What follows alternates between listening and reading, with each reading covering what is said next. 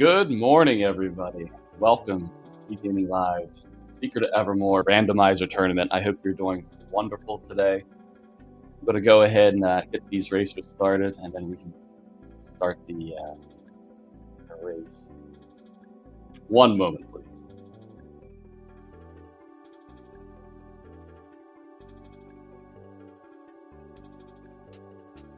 All right, their timer is going. We are about to start. Welcome in, everybody. We'll pull up speaking chat, interact with all of you. All right, yes, welcome to the Secret of Evermore Randomizer Tournament. We are going to be going through all kinds of things that are randomized in this. I believe we did have a tournament last year, so maybe some of you saw that. But when this starts, we're good to go.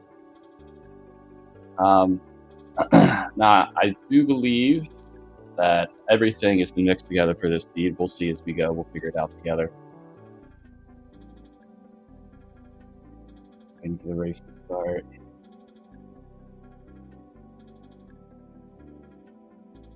All right, looks like things are counting down.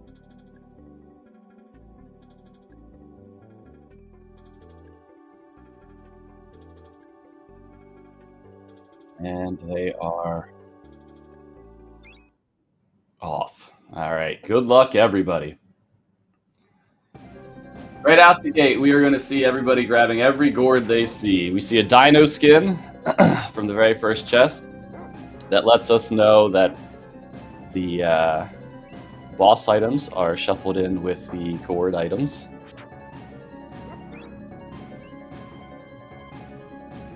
See some ash in a gourd. And we'll see if I can catch someone picking up an ingredient. You also might notice that for the music we're listening to right now, you're hearing the final boss rush music.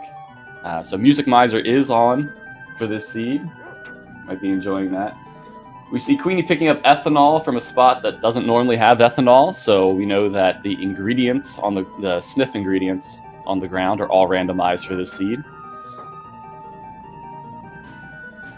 And as the players make their way to the top of this screen, we'll see if anybody tries to do a little death trick on this screen that they do in the speed run.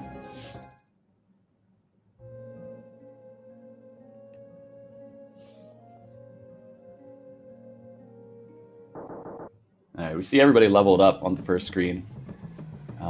They might be avoiding that then. So to get to the next part of the game, like you would do in vanilla, you need to actually either die to these raptors or beat them. It's faster to die. It looks like all three players are going to be going up to go die to the raptors. And then we get to Fire Eyes Village, and this is where the whole world of items open up to you. Typically for the randomizer, you're going to clear everything in Fire Eyes Village as far as picking up items. You're going to check Fire Eyes herself for a spell, and then continue on to the Bug Muck. For the randomizer, what makes this work, because this game is so linear, is that the Windwalker is unlocked from the very beginning of the game. Every landing spot in the game has a Windwalker. You only need a cutting weapon to get to it. Now, they might find a cutting weapon while they're in the village here. It might be on Thrax. There's a few spots after Thrax it could be on. But that's typically what they're looking for first. So most of this start will be the same from everybody. We see Sin picking up Atlas. For those familiar with the speedrun, Atlas glitch might be a thing that they try to get super strength. I was wondering, Queenie. That's a shame. Hopefully, if you think you'll be able to bring it back up quickly.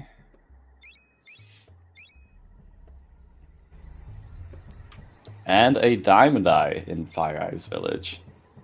All right.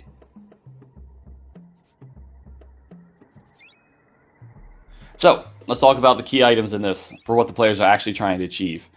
The goal for this seed is the same as it would be for the vanilla game. You want to beat Carltron at the end. To get to Carltron, You may or may not need the energy core, depends on the settings. I believe sequence breaks are off for this, so players do need the energy core. But to get to Omnitopia, the final act of the game, players will need to find 2 out of the 3 diamond eyes, the gauge, and the wheel. And we already have 1 diamond eye here in Fire Eyes Village, so it looks like Fitz and Sin only need 1 more diamond eye and then the gauge and the wheel to get to Act 4.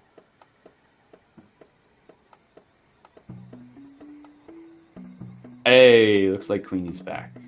Or maybe... maybe.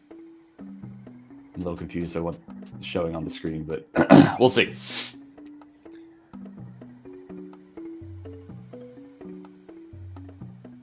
I do believe the viewers themselves are randomized as well. That could play some influence on how the seed gets played out.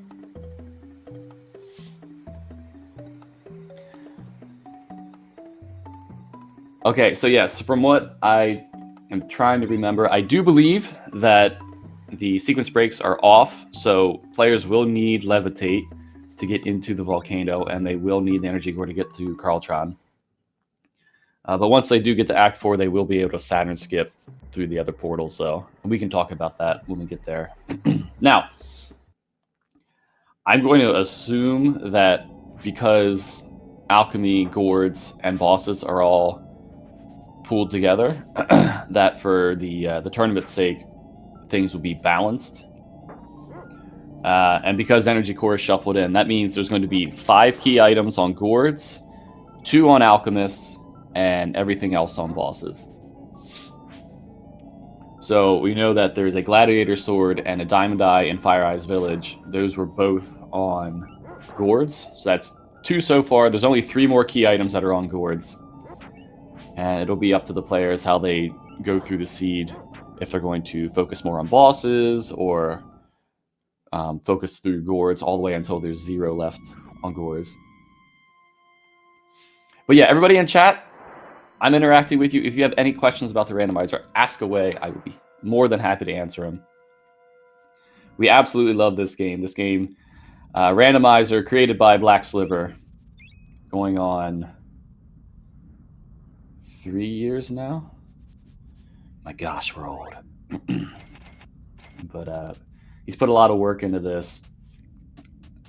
It's a wonderful randomizer. We had a tournament with this last year. We had a blast. Brought some new faces into it. Now we have seasons with weekly seeds. Ton of fun. Beat you to it, Joyzall. Black Sliver created the randomizer with, I believe, Black Sliver and Cyber 99 working on the pop tracker for it. So currently, the market in Act 2 is not included in the randomization. That goes along with no shop items are included in there. It's not that that's not planned to be worked on. It's more there were other modes to work on in the meantime.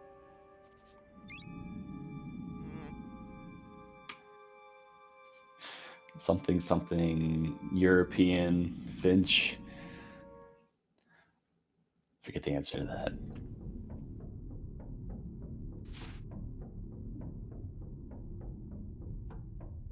All right, so it looks like even though the players do have access to the gladiator sword, at least Sin is working his way towards the Bugmuck, which is generally a good idea. Thrax is still considered Sphere 0 in this, and so you tend to want to clear out everything in Sphere 0 before moving on to Sphere 1. Now, if somebody wanted to make a really crazy play, they could just get on the Windwalker and go to a different act, which has its own risks. Nothing is really... There's no enemy scaling in this game. Everything has its vanilla stats, with the exception of a short boss rush flag. So the players are going to be extremely squishy when they go to Act 2 and Act 3, as they are right now. And you see people are trying to level up in the sand pits on these Skelisnails. They give the best experience for where the players are right now. So you tend to want to have about 50 HP or higher going in to fight Thrax.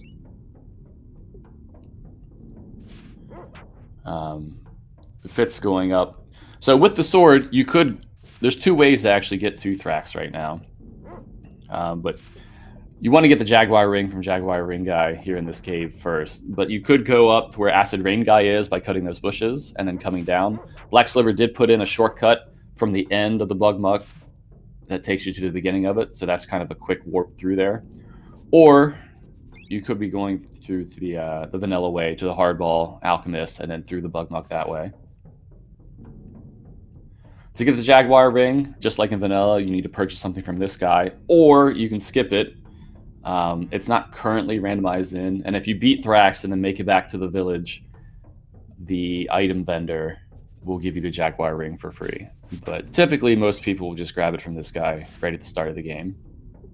Eventually, I do believe the Jaguar Ring is something that will be shuffled in. I do not have a settings link for you for this one. I'm sorry. All right, Sin is the first one to Thrax. Welcome to the Big Bug. Casually, probably one of the hardest bosses for people to fight. And if you're not too familiar with the randomizer, this can also be quite a beast to tackle. Because things are randomized, you hope to find call beads early on so you can use them on Thrax.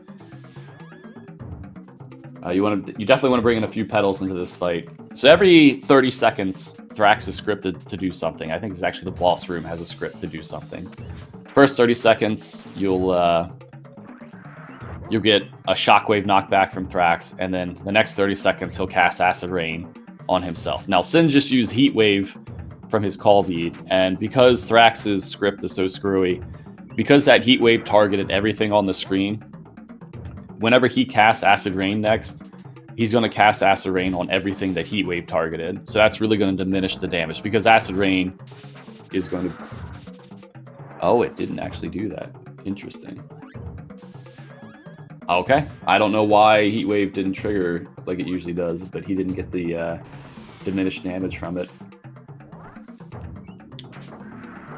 But yeah, Thrax's Heart is a little awkward. It has a chance to do bonus damage on your next hit. So you're going to see the damage that Sin does to it when he swings a Gladiator Sword is seemingly random.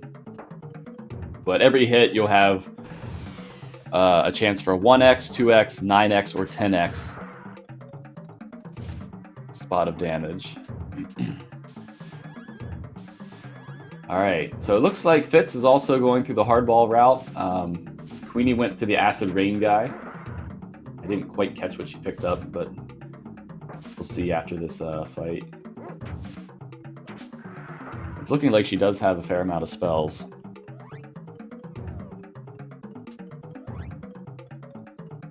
Yes, so because they have the Gladiator Sword, they all have access. Okay, so now you see Acid Rain getting cast on everything. So the damage from that's going to be diminished. They only took 7 and 9 damage from that. So yeah, every landing spot has the Windwalker available right at the start of the game. So they can go to Act 1, 2, or 3 in any spot they want. Alright, GG's to Sin. First one to take down Thrax. Let's see what he drops. So far, no other key items.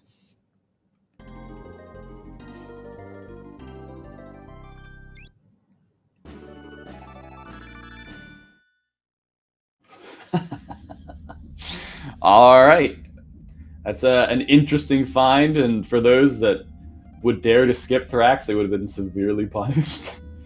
But Sin finds the Energy Core. So, because sequence breaks are off currently, as I said, they can't cheese their way into the volcano, and they can't cheese their way to the final boss port. But because they have the Energy Core from Thrax, as soon as they land in Act 4, if they wanted to, they could just interact with the station to the left of the rocket, and that'll take them straight to Carltron. Now, depending on what they find in the seed, they might not have bazooka ammo that they want, or they might need to restock, so they might still have to go into Act 4 to do such things. But as it stands, because Energy Core is on Thrax, Act 4 is not really useful, and there's no real reason to come back or talk to Ruffleberg, just from the settings of this seed.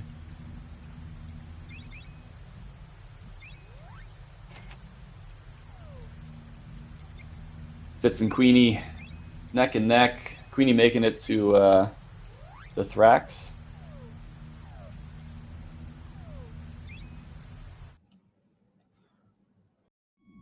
Now, I do believe Atlas Glitch is fixed on this one, so people aren't going to be able to get the super strength.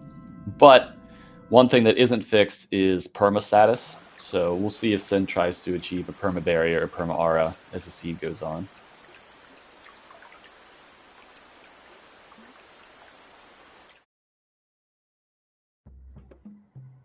Yep, Reflect is definitely Verminator's weakness. I think Wings Glitch is not fixed in this, and so for those that don't know, like they do in the speedrun, if you use Wings in areas that don't warp you to the start of a dungeon, like most boss fights, as long as that is not fixed in the settings, you'll become untargetable by enemies, and you won't take any damage from spells. All right, Sin going back to Fire Eyes. So there's 4 main characters. You have Fire Eyes, you have Horus, you have Queen Camellia, and you have Professor Ruffleberg. The latter 3 will fill you up to 6 call beads, but Fire Eyes will always give you 6 call beads. So if you're looking for a way to do damage early on, you'll want to talk to her to get 6 additional call beads. All right, Queenie takes down Thrax. Fitz working on Thrax still. Staying healed up so he doesn't take too much damage.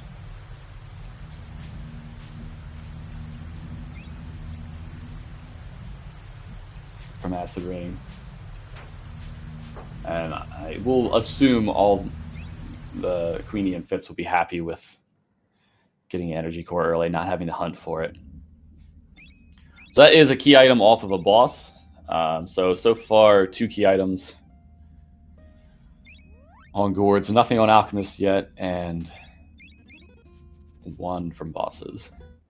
Count with me, people. Count with me.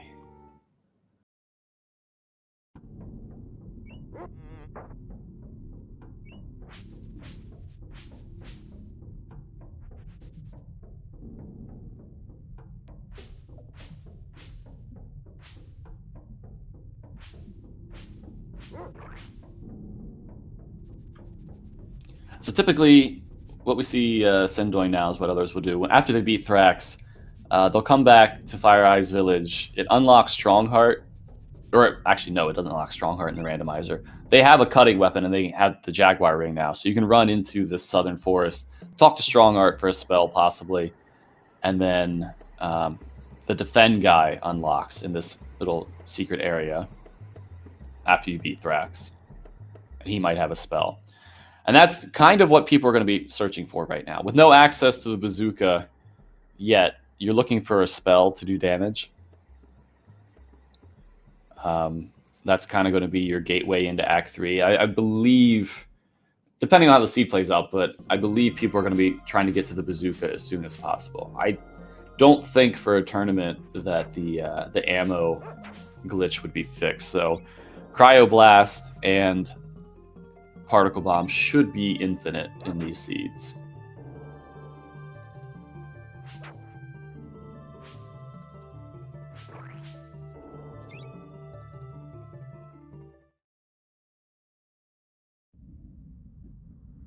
Yeah, Reflect you get in Act 4, so I think Metal Magmar is the only boss left that actually casts spells. Unless you, well, the secret boss also casts Flash, I think, but it's kind of useless in vanilla. And yeah, we can talk about the spells. So the spells, there are a ton of game modes that affect the spells, but for this, the spells are all going to have their vanilla power. Actually, randomizing the power of the spells isn't something that's in this yet. There is a mode called Turdo Mode, which changes the names of the spells to turd balls, and I'm not trying to be childish here. I'm actually being serious. And the only way you know their power is based off the description of them.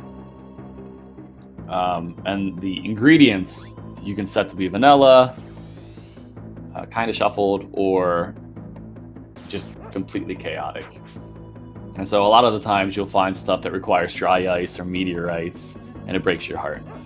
But spell-wise, what people are going to be looking for are Crush, Lance, Sting, Fireball, Explosion, Firepower, Lightning Storm, and Nitro, with Firepower and Nitro being the strongest spells in the game.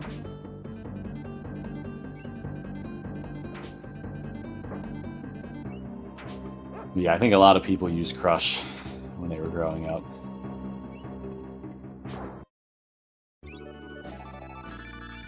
Alchemy ingredients can go up to 3 of something required for a spell, but everything will be castable. So you're never going to have something that is required that is going to be outside the scope of the what the seed can give you.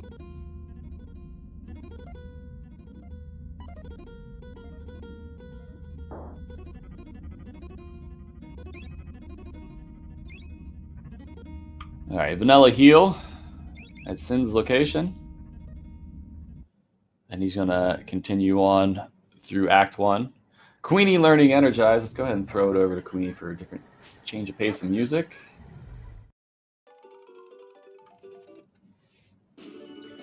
So Tinker's Room's kind of nice. You get 2 spells for free plus the chest. So he learns Firepower and Energize. And Firepower needing Ethanol and Water, which is castable.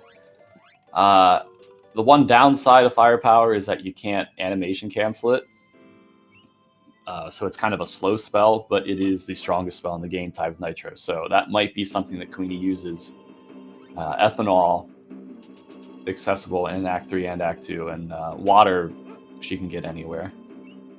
All right, so you see she's not getting attacked from the Mad Monk. She used the Wings. So Wings glitch is not fixed in this seed. So enemies won't be able to target her or damage her if they do attack for whatever strange reason. And she's going to go through killing the enemies in this hallway fight to get to Queen Camellia, and we'll see what she does from there. One strategy, so the big gatekeeper for getting into Act 3 to get the bazooka is the prison. You've got 2 raptors, 2 spiders, and then the guard bot. The guard bot can one-shot any character at this level. Can do up to 120, 130 HP from one shot. So you need a way to deal with that, and that's either through a leveled up weapon, because a normal attack, you're only going to do 1 damage with your weapon, and it has 500 HP. So you're going to want to have a leveled weapon or leveled alchemy, or what players might try to do is use Plague from Camellia's Call Beads. And we'll see if they get that.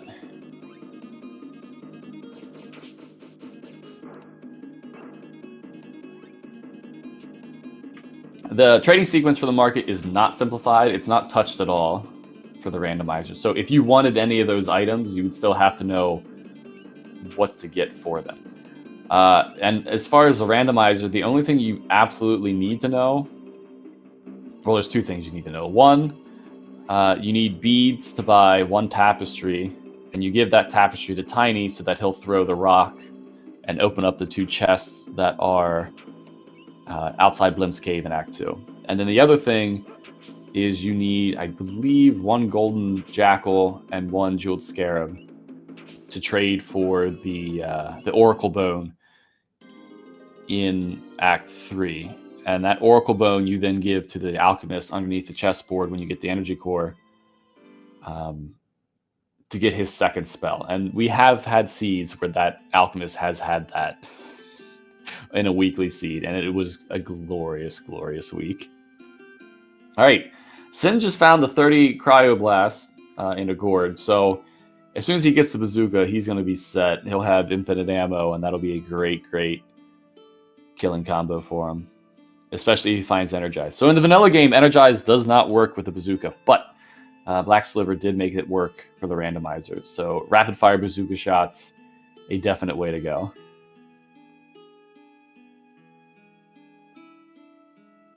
Yes, the rogues will definitely sneak up on you with damage.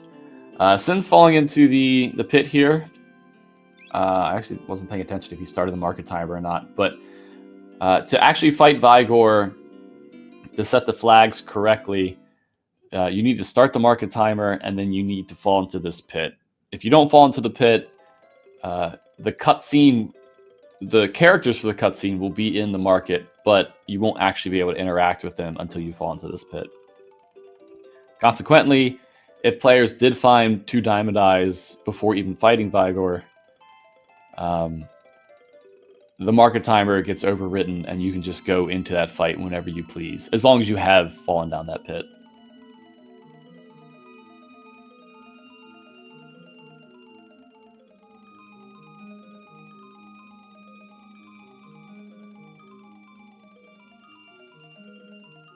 We see Queenie having a cutscene here.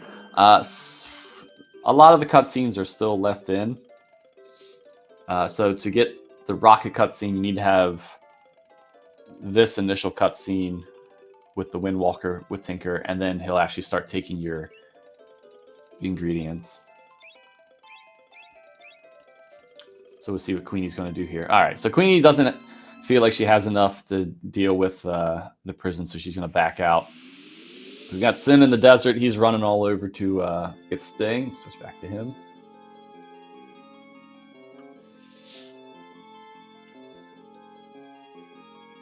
And Fitz is about to go grab the 30 Cryoblast.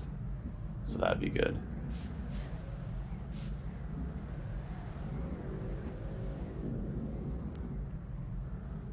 Queenie going to Act 2 as well.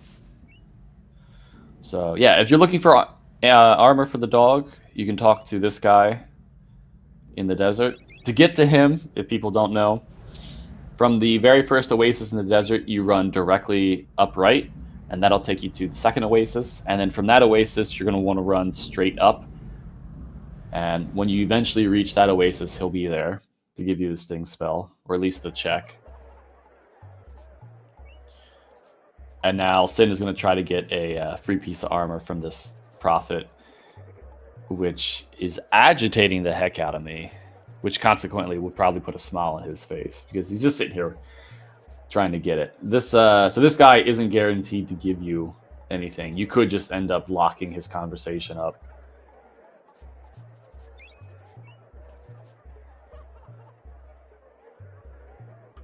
Yeah. So the one quirk, and this is something that I had to go and prove out when we were first making this, was the grass patch at the top of the volcano that will eventually take you to the levitate spell check cannot be cut by sword weapons.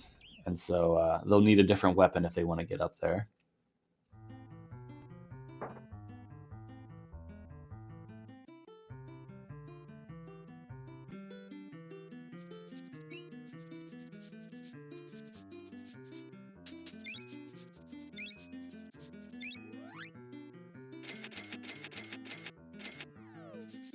Fitz buying some wings, keep himself protected.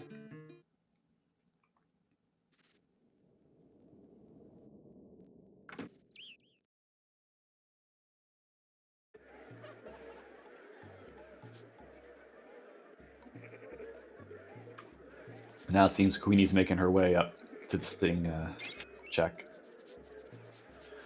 So I don't know how much they'll actually use Reflect. They might use it against Verminator, but I know Queenie and Sin know this trick. I'm not sure if Fitz does or not, but if they find Barrier or Aura, what they can do is cast one of those on their character and then cast 4 different status spells or pixie dust on themselves. And once they do, the game loses the ability to remove that barrier or aura from them. So they'll have perma, barrier, or aura. So Reflect serves the purpose of being a status spell. So it's a good find to get that in the desert.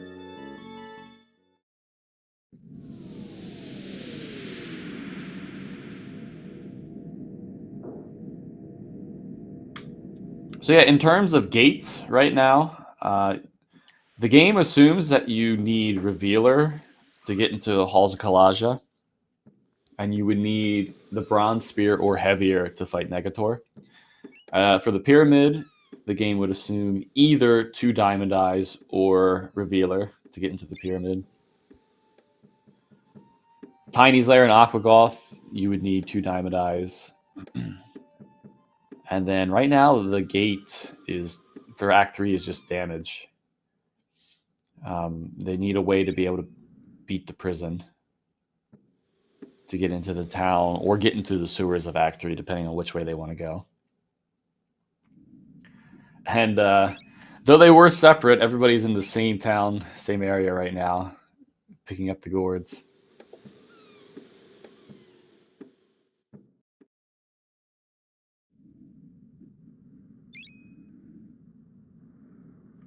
Four feathers are pretty nice to find.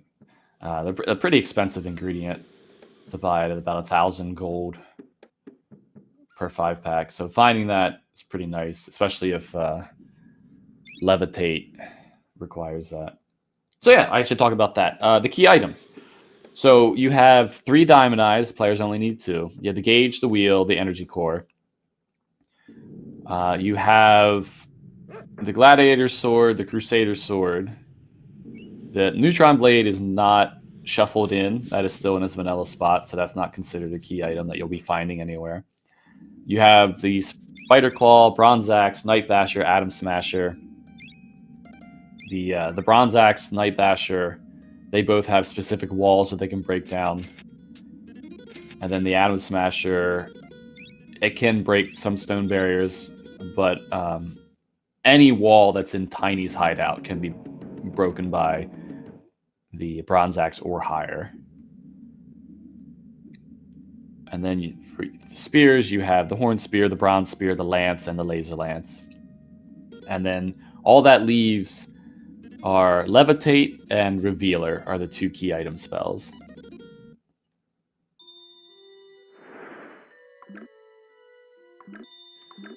I'll have to pay attention to see what the... I think it's full. Because firepower was 2 water, 2 ethanol. Grease for Atlas. Yeah, okay, so it's full. Full shuffle.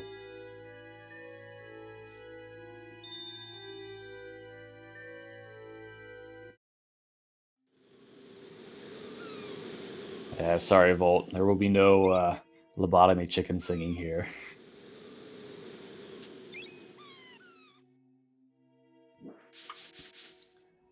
Alright, Sin's going to try to see what he can do with the hallway fight. Meanwhile, Queenie getting call beads from Horus.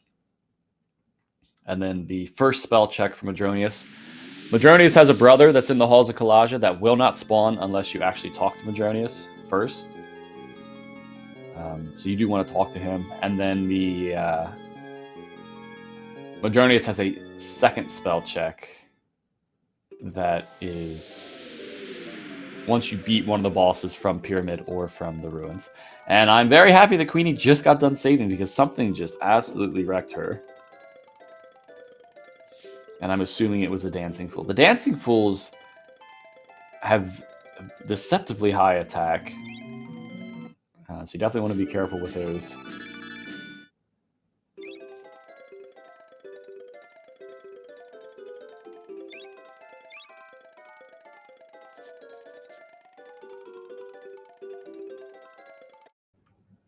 I guess we don't have a link for it in chat right now, but if you go to evermizer.com, that should take you to the website.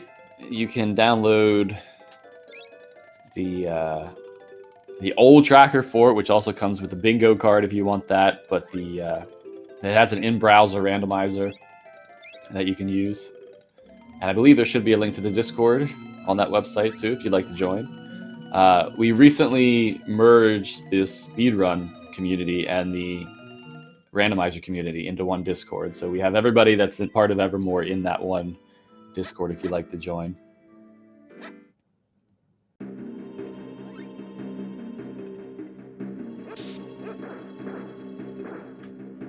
Yeah, and in addition, they won't stop attacking until they actually feel like they hit you. So it's a very dangerous thing. All right, I didn't see where, but Fitz did find Explosion, which is a good find. I don't know if it's actually cheaper than Firepower, but it's a much faster spell.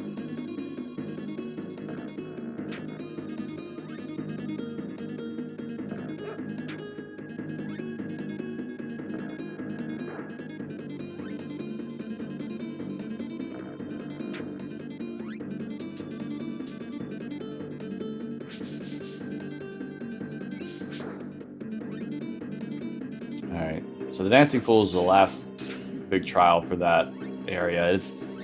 Hopefully there's enough damage from the call beads. I don't think one more firepower is going to be enough to handle them. But Queen Camellia will fill you back up to 6 call beads, so you should never feel too bad about wasting them here. Alright, so it seems like things are fine. There you go. Technically, Flare is the strongest spell there, single target spell to use there. So you would want to use that just in case you were going to be kind of close on damage, but call beads go off the power of your strongest spell that you have equipped, both the actual power of the spell, but also the level that it is. So that Storm was more than enough power, having firepower equipped. All right, Sin is in the prison. Switch back to him.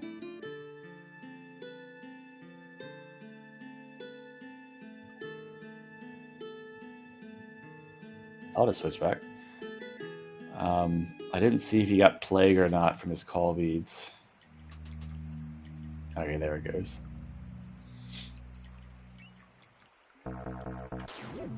Yeah, so there's a couple things glitchy that you can do in the game that's currently banned for the weekly seeds, but if you're doing like a multi-world or something like that, have at it.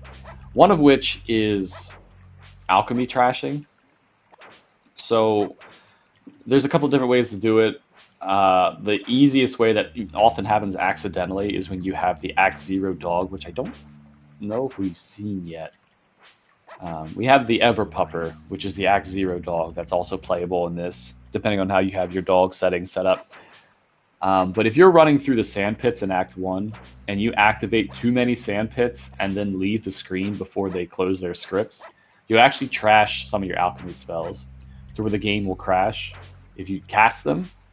But the call beads still go off of that damage. So one of those spells that get trashed is Nitro. And even if you just have Nitro equipped at that trashed level, your call beads will all do 999 damage when you cast them. Something else that's banned from weekly seeds and this tournament is Out of Bounds, which was recently found by Dot for Evermore. I don't know if people have been following the speedrun, but the speedruns have been shaken up because Out of Bounds was found recently. So you can go out of bounds, and that gives you access into the volcano early, even without having levitate if sequence breaks are off. And it just gives you access to a couple other spots that would either take longer to get to because you'd have to run around instead of just a straight beeline to a check. Or, like I said, like Volcano, where you actually need a key item to progress. You don't need that anymore.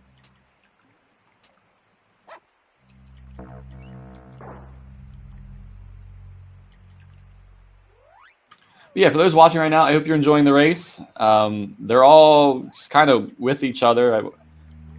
I would say Sin's slightly in the lead with going through the prison, but Fitz is right there with them. Queenie's clearing out this section of Act 1, and then we'll see what she does after this. She did have that crash earlier, so without that, I would put her right with them. But yeah, I hope you're enjoying watching the race. We'll have another one at 3 p.m. Eastern, which is 8 p.m. currently for the Euro folks because of daylight savings. And then we will have the finals tomorrow, which I think will be the winner from this race versus the winner from the race coming up later today.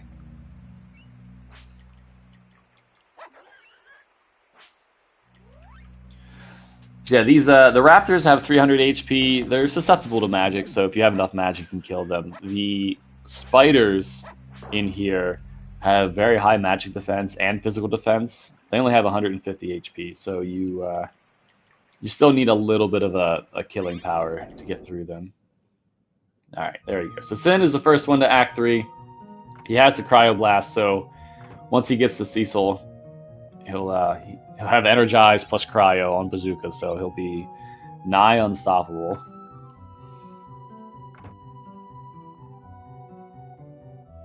And then it goes right back to being a guessing game as far as what checks to do. They still have, assuming the settings are set to balance for the shuffling of items, 3 more key items in gourds, 2 more in alchemists, and 10 or so left on bosses.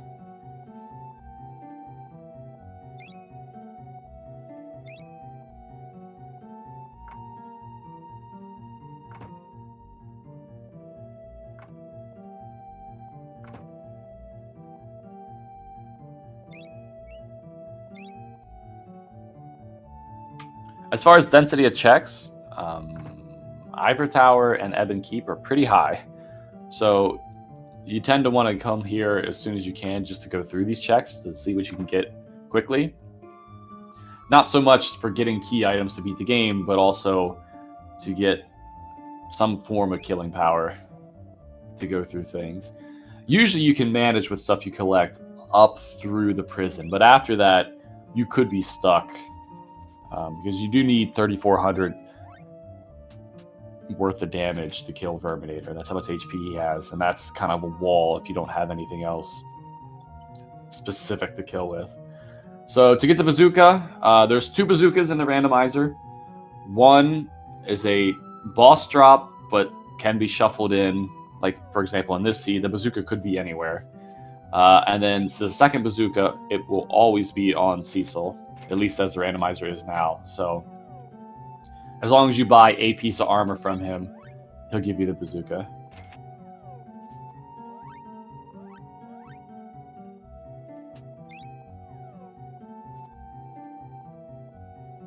Expected time for these settings,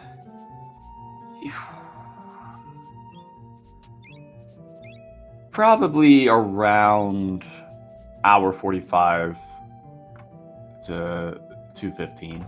We'll see how it goes. It also depends on if it's short boss rush or long boss rush. I think it's short boss rush for the tournament, so that means at the end of the game you only have to fight Metal Magmar and Carltron. You don't have to go through the 3 ways of Raptors, the Rimsala, the Doppelgangers. And Metal Magmar and Carltron have half their HP. So that'll tend to make things a little shorter. So I'd imagine about an hour 45 to 2 hours for this seed. But we'll see. I mean, they could find something very quickly. Just go through a string of good choices, good luck, be able to go to the end. Because with the Energy Core and with Cryoblast out there as an easy get, I don't think they actually need too much from Act 4. So once they get to Act 4, they'll just go straight to the machine and go straight to the fight. And there you go. So there's the bazooka on Lance. So kind of mean that you did need to go through Act 3 just to get the bazooka. Bazooka does not count as a key item because it is not a cutting weapon.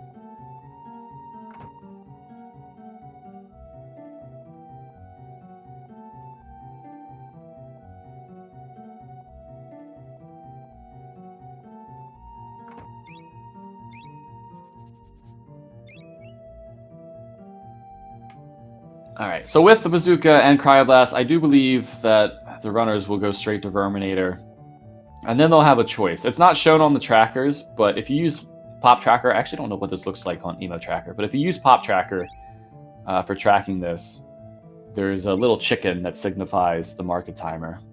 So the market timer, for those that don't know, once you step into the market square of Nobilia, a 14-minute timer starts. And that gets delayed from screen transitions and going into your menu and stuff like that. But it's a 14-minute timer to start. Once that ends, you have 4 minutes to get back to fight Vigor. Otherwise, it rolls back over and you have to wait another 14 minutes. So planning when and if you want to fight Vigor is kind of essential. And typically, if you start the market timer and then come to Act 3, go through the prison, loot everything, kill Verminator, that's right around when the market timer's up. So Sin's about to fight Verminator. We'll see if he actually goes back to fight Vigor, if he goes backwards through Act 3, or if he does something else in the seed.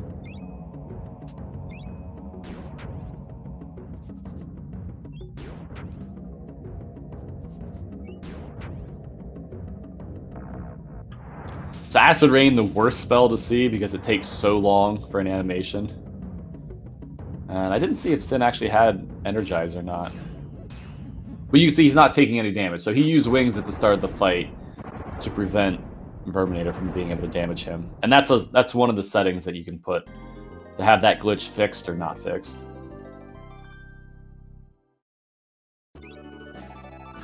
And there's Laser Lance. So that's the strongest spell, or sword. Oh my gosh, strongest spear in the game. That gives him access to Megator if he wanted to fight that, which is not a bad idea to fight if you have the power to kill Megator, because Megator drops an insane amount of money. So if you can kill Megator early on in the seed, you're guaranteeing yourself a nice pot of money to use on ingredients or armor or whatever you need to.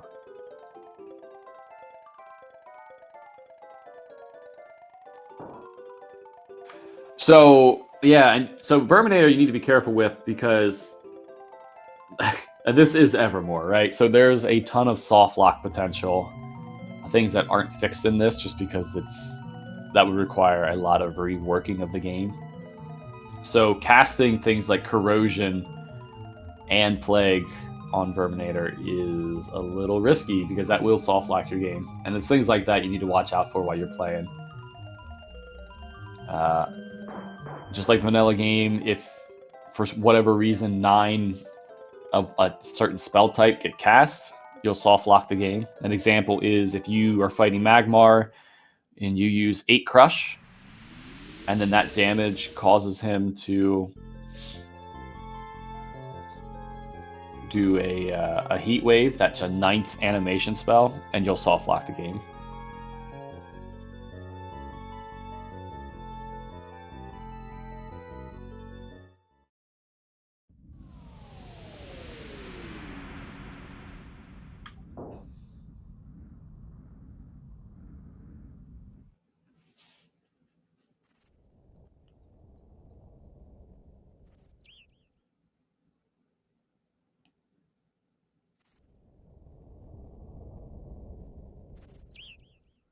All right, we see Queenie's working on the robot guard.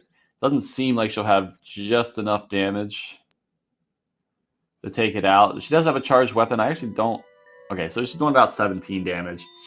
With Energize, that should be all right to go through that. And there you go. Fitz taking out Verminator as well.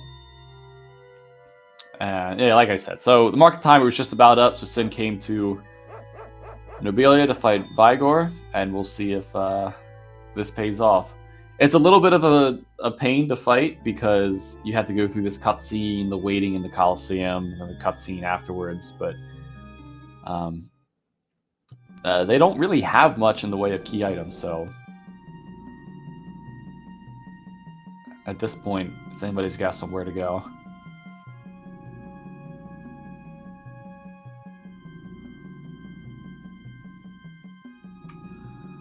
Now, one thing I actually do not know is the difficulty this seed was put on.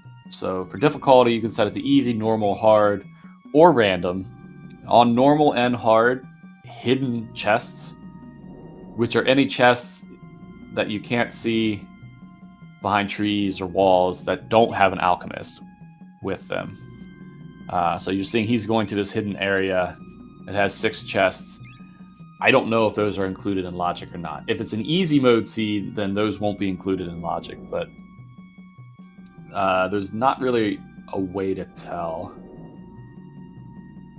Atlas is an indicator, but they got Atlas early, which means that you can't really pinpoint it on hard, normal, or easy. So welcome to the Vigor fight. If you pay close attention, you'll see the FF6 character cameo underneath the tent, right above the announcer right there. For those that didn't know that. Vigor, another boss you want to be careful with. You could potentially soft lock. If he has his hands in the air and you kill him, GG. That is soft lock.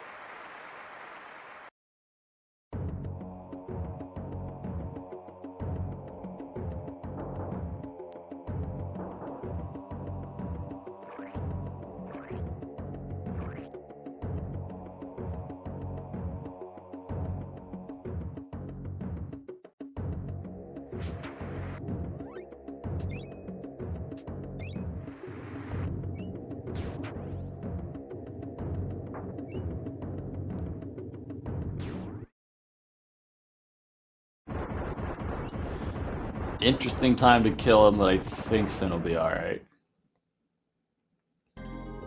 Alright, so we see Fitz is doing the same thing. Queenie's going to be making her way through the rest of the houses and then to fight Verminator. Let's see what Vigor dropped. Night Basher. You hate to see it, folks. You hate to see it. So Night Basher, it's an axe that'll bust open rock walls, but it also opens the gates that lead to Gomi's tower. And there's not a single soul in the community that enjoys Gomi's tower. Sterling is at the top of there. There's 4 chests in Gomi's tower that are a pain to get to check. You fight Sterling at the top, which is an alchemy check from Gomi, and then he'll take you to the sewers in Ivor Tower. The benefit of which, once you fight Sterling, Mongola is accessible. And if you kill Mongola, the chessboard shortcut opens up to go between Ivor Tower and Ebon Keep quickly. But that's kind of a long chain of quests that not anybody really likes to do. Yeah, I'd assume Sin would put off doing that until he absolutely has to.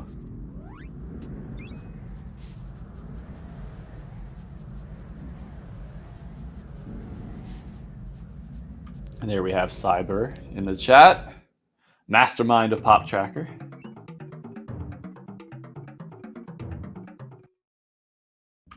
All right, defeating Vigor is gives you an alchemy check on Blimp. So you're just getting Miracle Cure. So they have Defend, Atlas, and Reflect. With Pixie Dust, that's 4. So if Sin were to find Barrier or Aura, he could perma-status that and be invincible for the rest of the seed.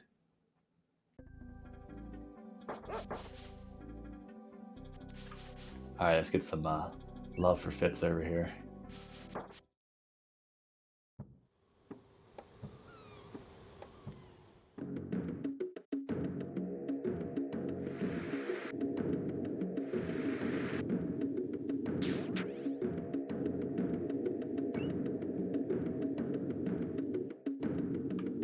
So yeah, good use of blocking Vigor there. When he's on the right side, you can stand to the left of that pillar at the bottom, and he'll just get stuck there. You can easily dodge whatever he throws, or if he throws anything at all, and then just run behind him and kill him. It's a good fight.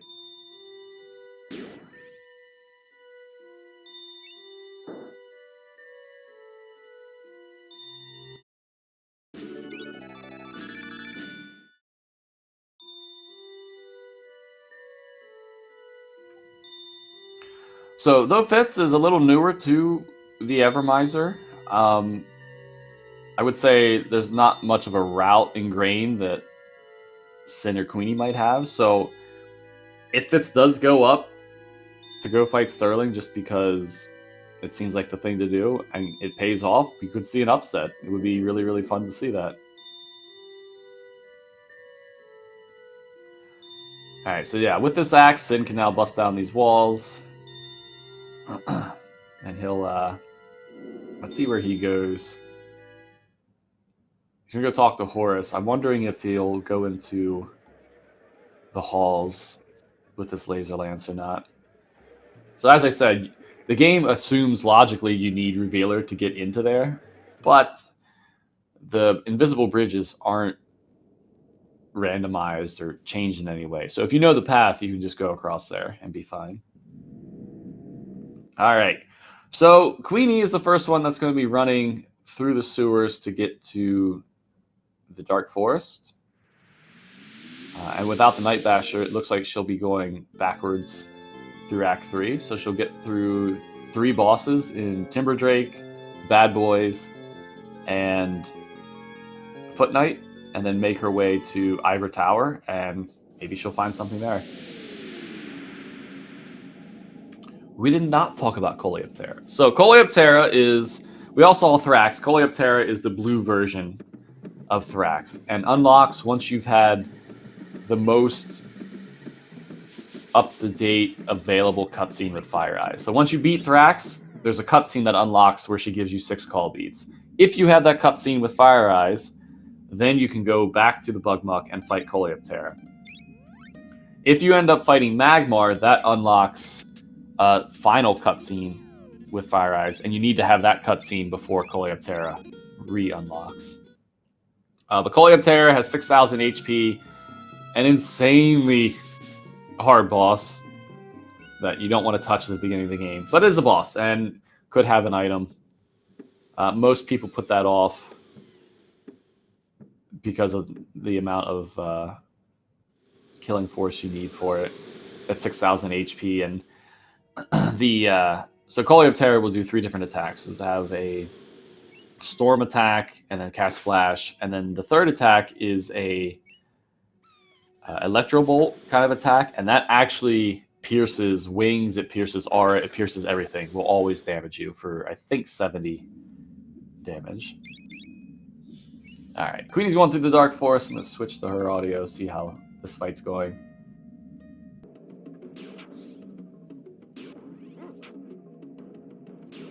We've got Sin in the Pyramid. So there are a lot of checks in Pyramid. It's a good density of check place to go. So we'll see if that pays off. There's no Bronze Axe, so he won't be able to fight Rimsla, and he'll be missing out on 7 chests. 6 chests. He won't have access to 6 chests. But that's still plenty of chests to check in here.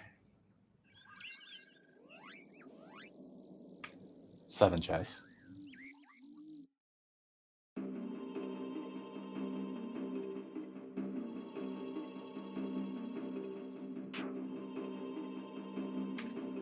All right, so for the Dark Forest, the way the game works, if you are at the end of the Dark Forest and use wings, it'll take you to this screen.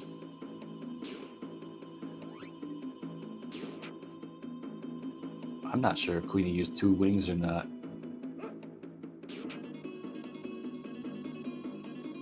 Oh no, just 1, because now it's not targeting her.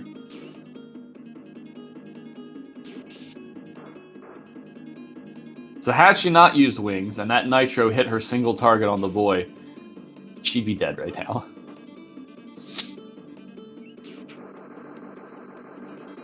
All right, super heal from Timber Drake. The bad boys are going to yield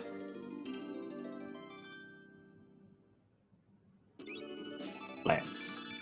So another key item on bosses, but since she already has Laser Lance, it's not really giving her much. She'll use wings again, and that'll take her to the beginning of the forest. Now, there is one alchemist in the forest that you would reach from this side. It's a time sink to go check it, but you never know. People have been punished by it before. So it looks like Queenie's going to go through the Dark Forest to go grab this check.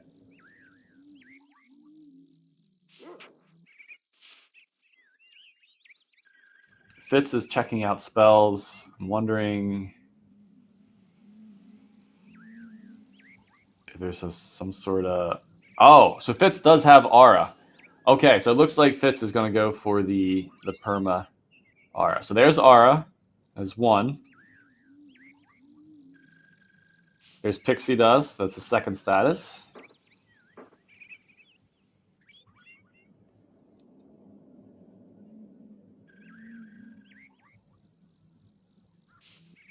There's Speed. There's the third status. Energize is the 4th.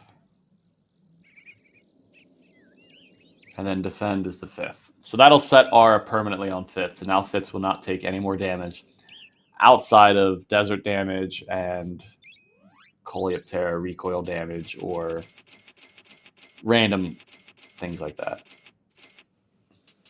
All right, we have Fitz going into the ruins. So everybody somewhere different right now. Really, really interesting. I actually missed what the alchemist had, but doesn't look like it was super important. But she was able to buy mushrooms if she needed mushrooms for a spell. All right, let's get some Halls music.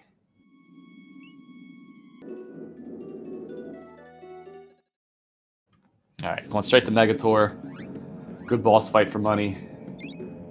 87 HP, should be fine to take 1 hit. But as I said, he has perma. Aura, so no worries. Now, so that's kind of like a boss script damage right there. So he'll take 10 damage every time Megator stomps down, but he won't take damage from getting rolled into. He'll take it again here.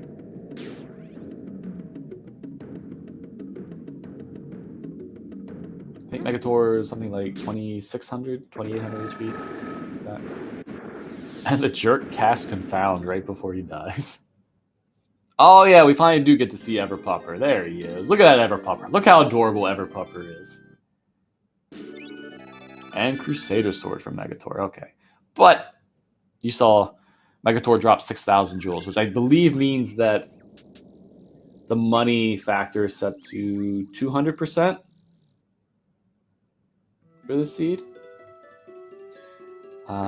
Okay, so Fitz is going back in here. We'll see if we get to go all the way to Mad Monk, and then Madroni is his brother. But you can see, so there's invisible bridges there. If you know the path, you can just go up there, not worry about it too much. You do want to be careful not to keep the dog sniffing while you're walking through there, because if you fall down while the dog is sniffing, you'll soft lock unless you have wings to escape.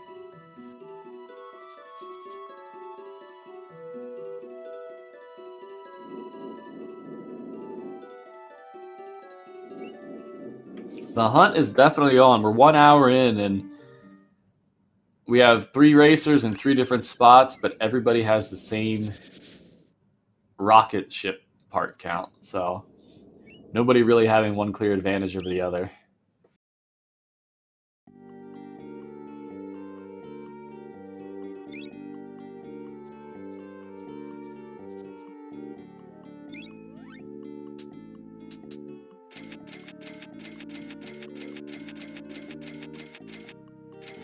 All right, Sin going after Megator as well. Not having Aura yet, or not wanting to cast the Perma Barrier. So using Wings so he won't take damage instead.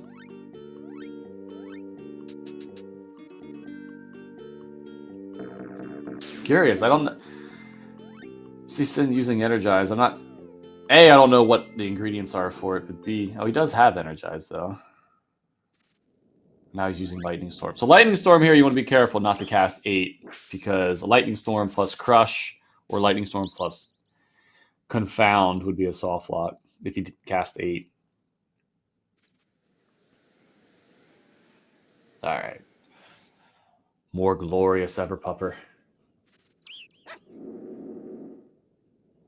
All right, looks like Fitz avoiding the halls now and going to Pyramid.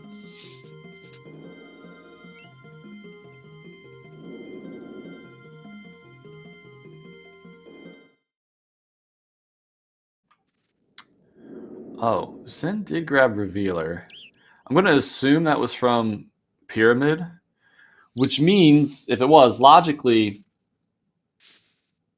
the game assumes you had 2 Diamond Eyes to get into Pyramid. So that puts Pyramid pretty far into logic right now.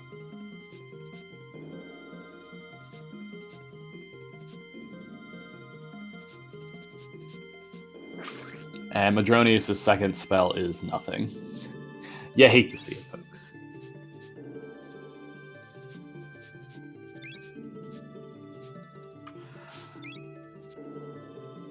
So, Queenie's looking to buy wings right here. If you didn't know, this is another spot you can buy wings if you're running low while running through Act 3.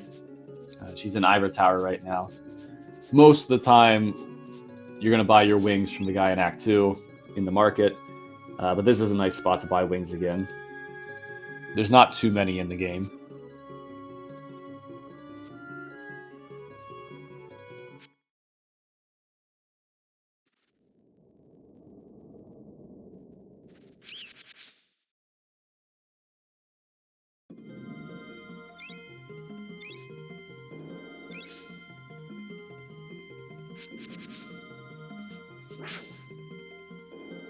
Yeah, so Fitz can't break that wall because he doesn't have the bronze axe.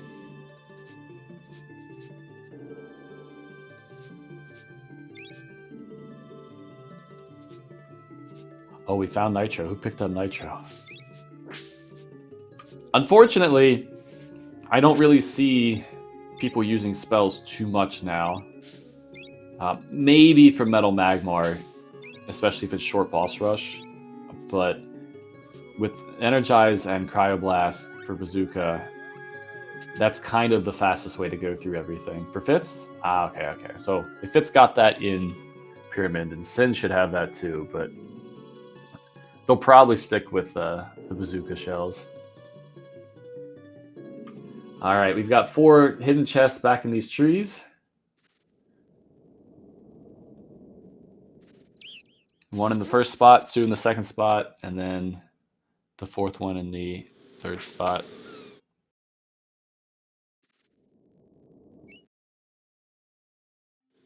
Sin coming back here to buy more wings. I'm assuming he's going to go trek through Act 3 right now.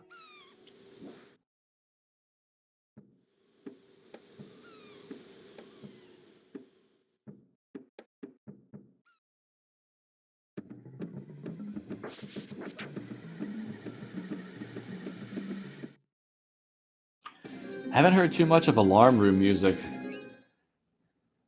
People in chat, what is your favorite soundtrack from Secret of Evermore? With Music Miser on, I'm quite fond of Alarm Room, whenever that pops up.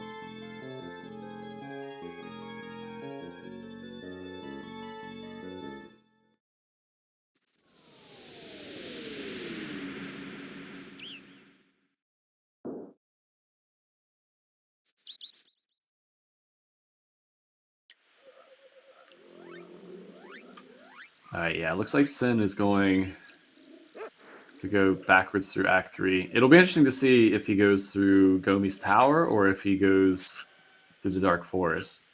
Either way will take you to Ivor Tower. But we'll see. And it looks like Fitz is going to go first one to go through the swamp and fight Salabog. Salabog is the maker and breaker of dreams, as is the swamp. There's a handful of gourds in here to check, and there's 3 gourds behind Salabog. And of course the boss item from Salabog. But we'll see. I mean, we haven't seen too much since the beginning of the game, so there's a decent chance something's here.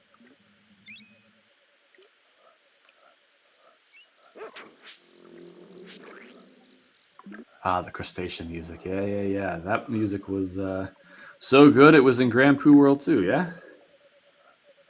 You like the podunk music of the intro? Okay.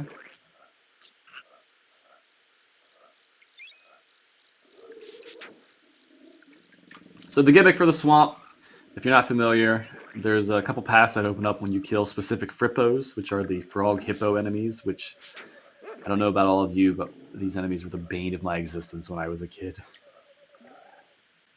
But you kill those to make your way to Salabog. Salabog's a little bit of a pain in the butt to fight because once you damage him once, he'll sink back into the water and you have to wait for him to reappear before you can damage him again. Which means if you're using the bazooka with Cryoblast, it's a bare minimum of 3 hits to kill him.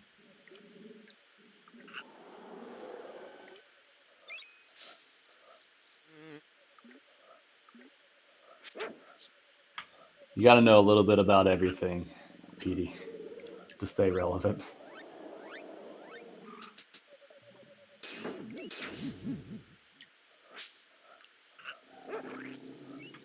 All right, so Queenie's going in the Megator right now. She'll get a ton of money. That's definitely going to help with ingredients, probably specifically for Energize. I don't really see the need for other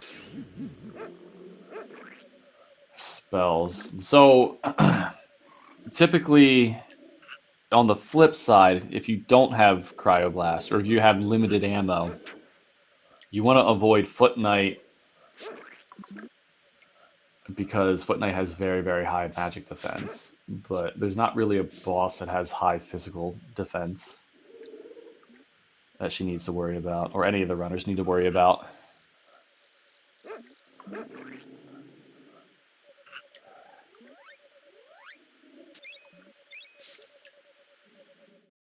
All right, on to Salabog. Didn't see anything important in the swamp, but we'll see what Salabog drops.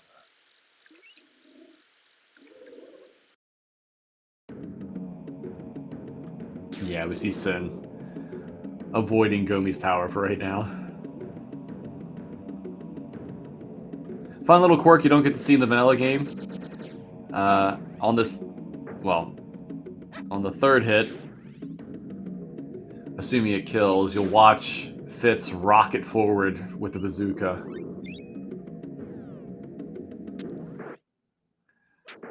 I'm not really sure what mechanic is at play there, but that just is what happens whenever Salbog dies when you kill him with a bazooka.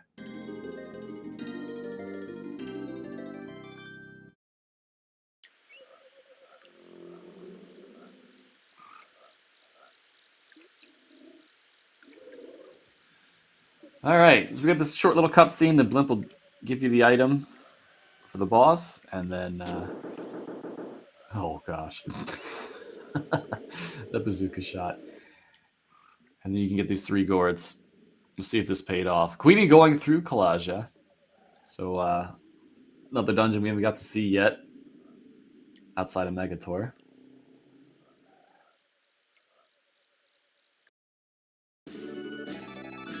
All right, Bronze Spear. So we know where all the lances are aside from Horn Spear.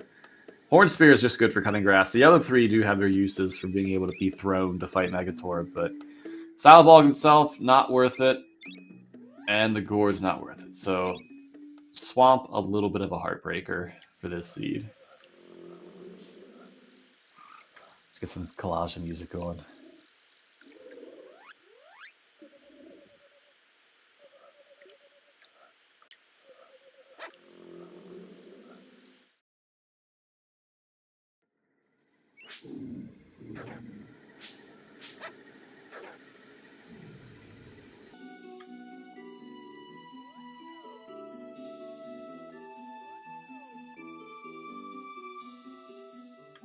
Oh, that could very well be what it is. Just interesting to see. You don't usually get to see that when you use the bazooka in other places.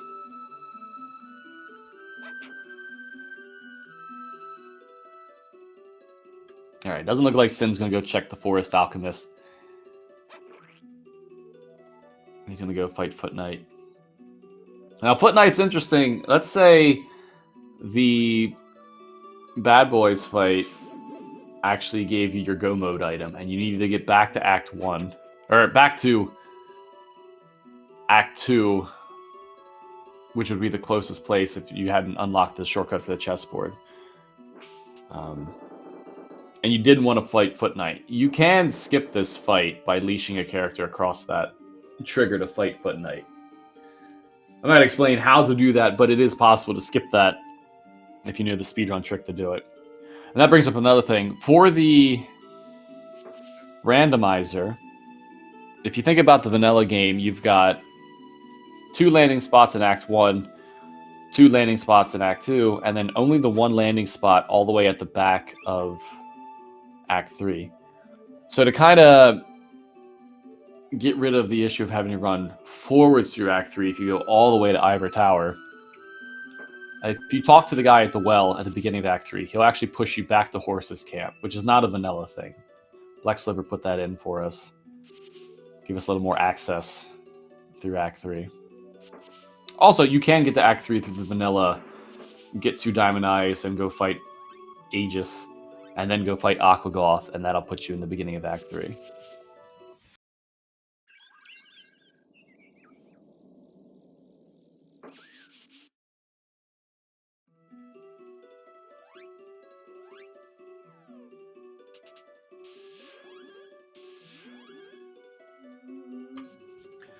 So Sin right now is going through the first part of Ivor Tower from the right side.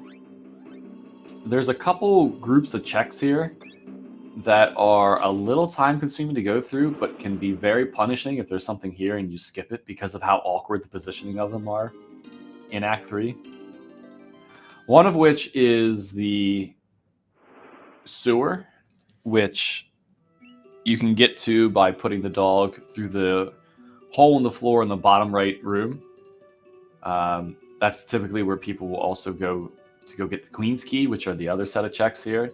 To get the checks behind those locked doors, you have to take the dog into the vents, run him all the way to the lady that's down in there, get the Queen's Key, and then run all the way back out. And when you run back out, that starts the cutscene with the banquet scene and all that. That gets you thrown in the prison, and then once you beat everything in the prison on this side, you can either then leave through the door, or you can run through the sewer. And the sewer has 3 hidden areas of checks, and then 1 alchemist with a couple chests with them.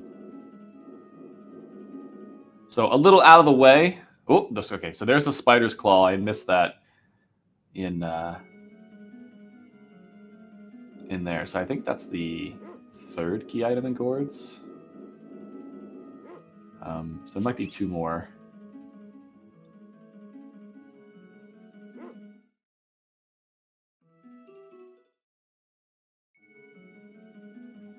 Yeah, I think all the rest of these have been from bosses.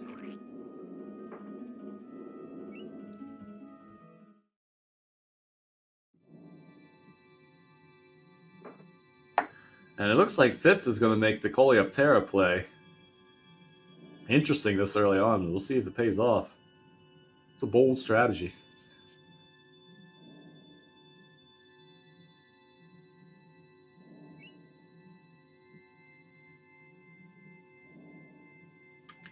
I actually didn't check to see if... Oh... Yeah, they probably went for call beads from Fire Eye. So this should be open.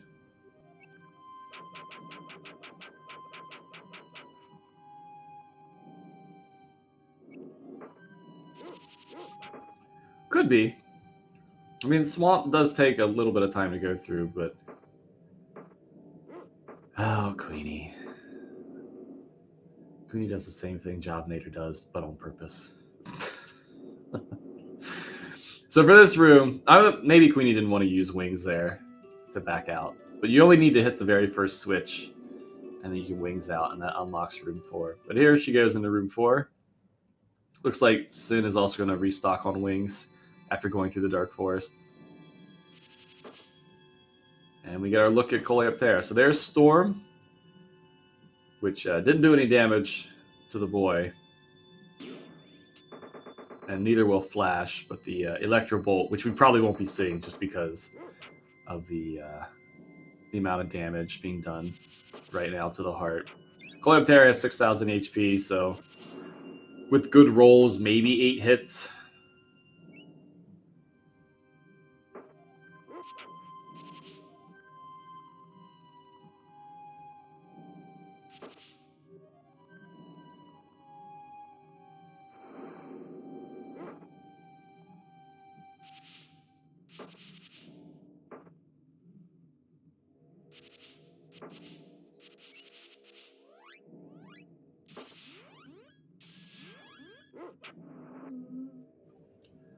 All right, Coleoptera, what you got for us?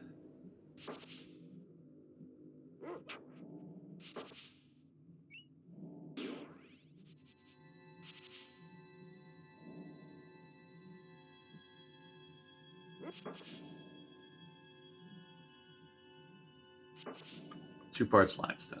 All right. No good luck off Coleoptera. You also see that Fitz switched to the spear, and that's usually what you're going to see runners do. Whenever you're in a place where you have your weapon out, you run faster with the spear. So you're going to want to have that out while you're running.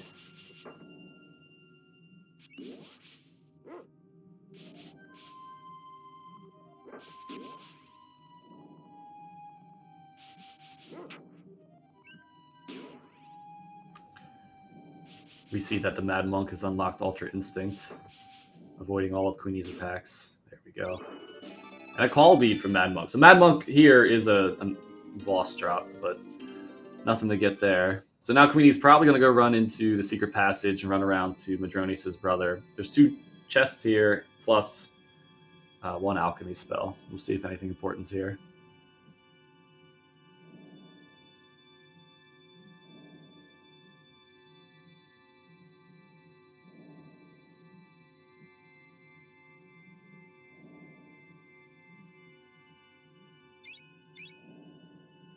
I should also state, in this room 4 of Kalasha, there will always be 1 wings, because it is possible to soft lock yourself in this room. And a biscuit. So no love from Kalasha. What the heck seed got rolled here? That kind of, from what we've seen, that kind of only leaves Gomi's Tower. What a seed.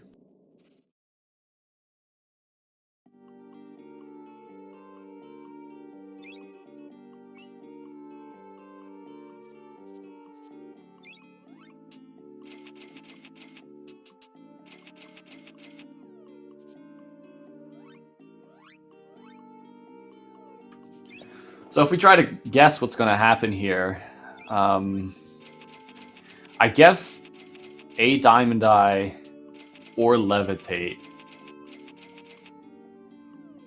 from Gomi's Tower or Queen's Key stuff would be the next form of progression. Queenie possibly saying Voyance for sleeping here. Or maybe doing it on purpose to heal. Let's, I'm interested to know where Fitz is going to go. Fitz is checking the hidden chests right now, but we'll see if a Gomi Tower play, because there's been a lot of risky plays so far. We'll see if Gomi Tower happens next.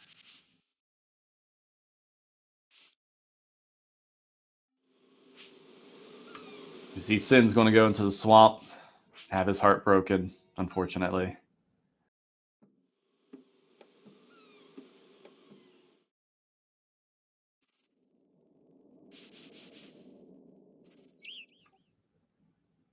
And yeah, I don't believe Queenie's fought Vigor yet, so she could be going up to go do that.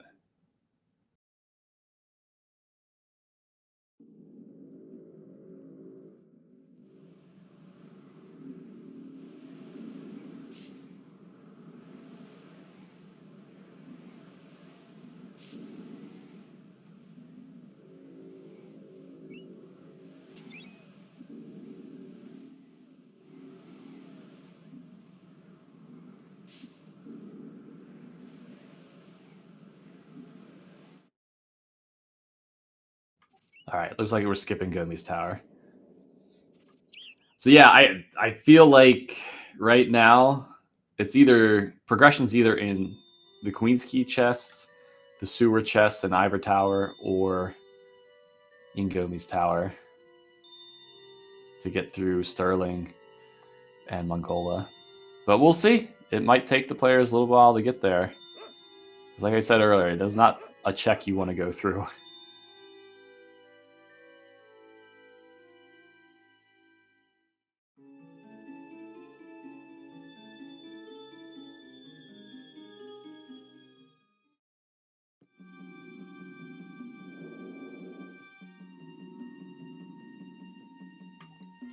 And yeah, to go off that point, Green Ambler, about feeling behind, this is exactly the kind of seed where you can get into your head. Because you do a bunch of checks that don't lead to anything, and you're just going to think that the other racers are doing different checks. And this is where you can really start to spiral, but anything can happen in this.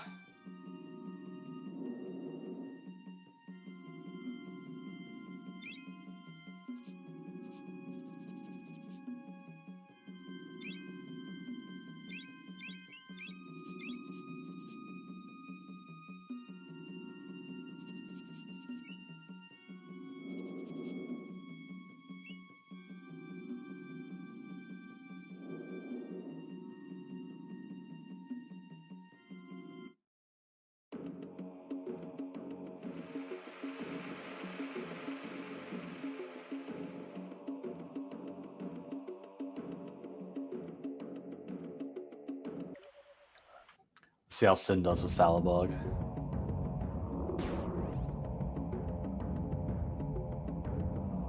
Great roll off Cryo for the first hit.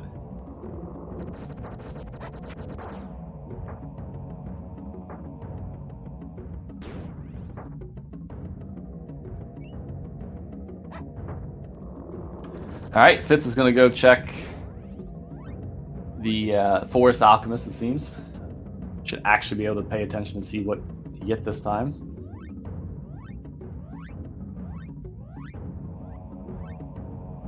So Sin is using Lightning Storm, and that's not a bad play. The oh, Queenie, do not kill Vigor while he has his arms up.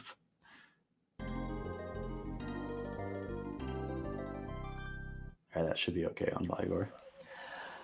So yeah, if it's short boss rush, which it probably is for Attorney Seed, the first fight is going to be Metal Magmar, and even though he has less HP than he normally does, when he gets the low HP, he has a special animation where he goes to the center of the screen, and it gets refilled over time by electricity coursing through him. And if you're relying on the bazooka to hit him to stop it, because as soon as you hit him, he stops doing that, there's a good chance you'll miss. And then you have to wait for your stamina to recharge before you can actually attack again.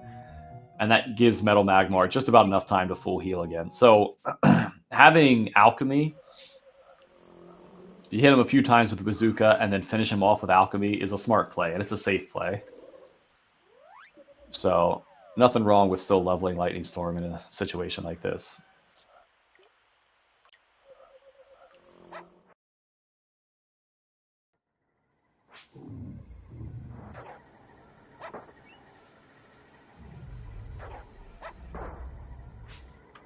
Now, interestingly enough, since coming back here, I think this might be the first time he's been back here with a weapon that can cut the grass at the top of Volcano, and he might be the first person to be here for that. So it'll be interesting to see if one of these checks actually has progression.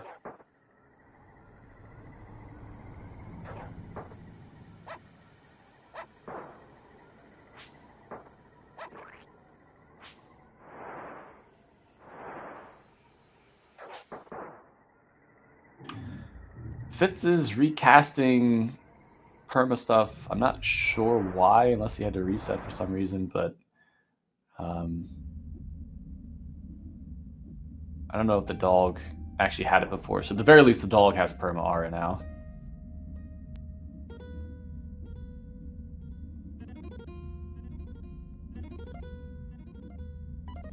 Or unless he was trying to perma some other status. He reset? Okay, okay. So then he just gave his boy perma aura again. It wore off on the dog, so I guess that's not gonna work.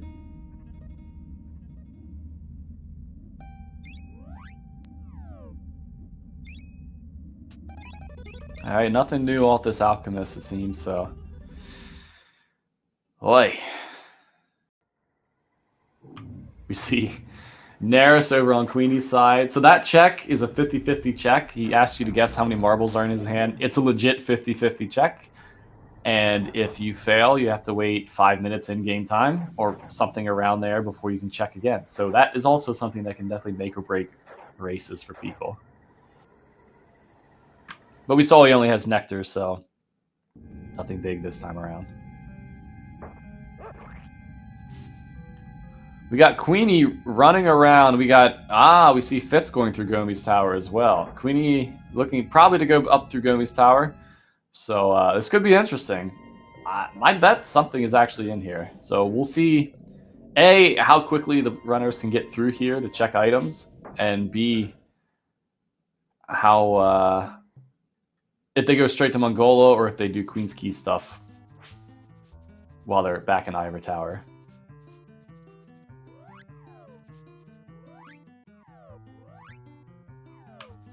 Yeah, sure. It's a great way to check. There's nothing against saves coming for Evermizer, so a perfectly good strategy.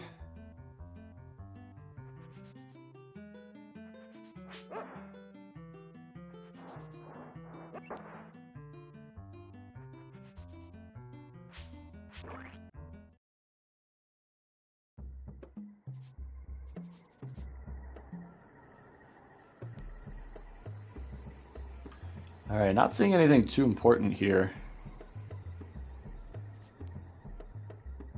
as far as the chest, but we'll Oh, Queenie, you better heal. My goodness. We'll see if the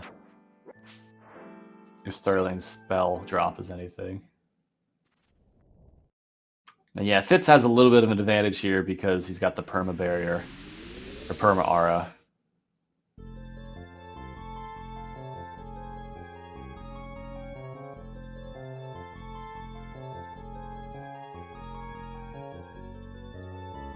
Queenie playing with fire. She's still vulnerable.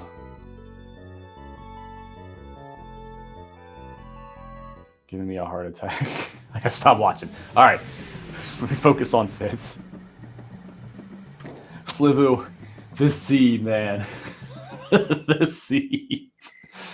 They've had that energy core in Diamond Eyes since the beginning, basically. Yeah, it's a rough seed.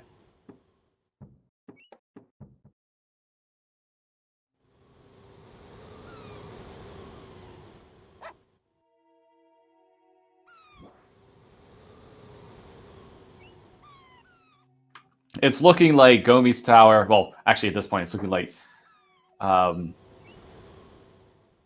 Sterling, Mongola, Queen's Key, or Ivor Sewers is the play. Okay, so she did have Pixie Dust on to revive her one time. Oh, heal first, Queenie. Please heal first. All right, let's switch you over to Fitz.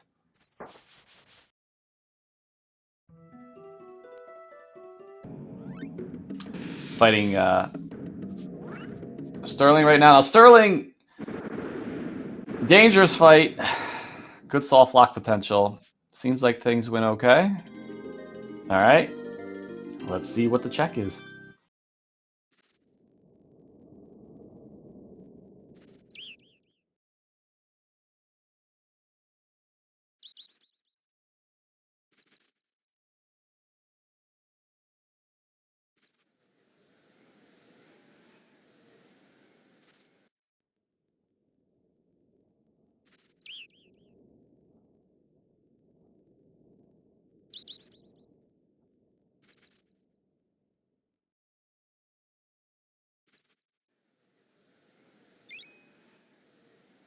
And there is Levitate. What a nasty spot.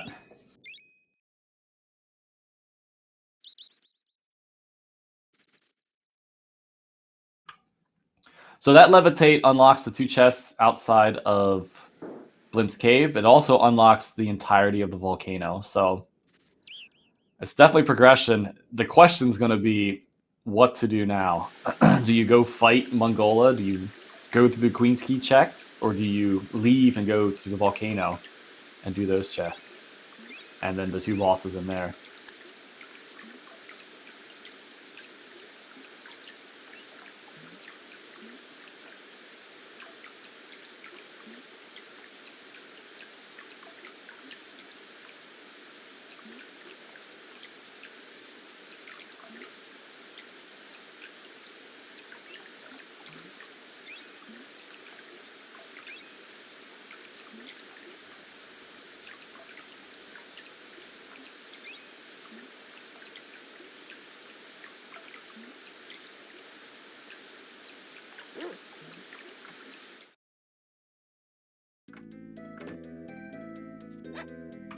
So seeing this, I'm horrified for our race later because I don't know what to check.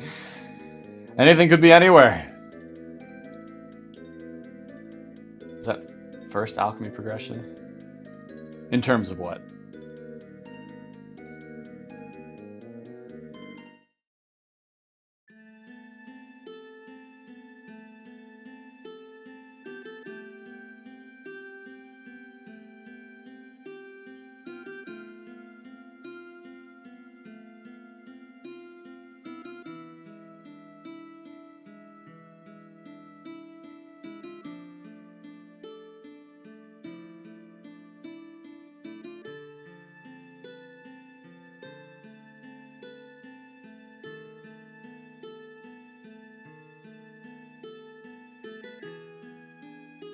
All right.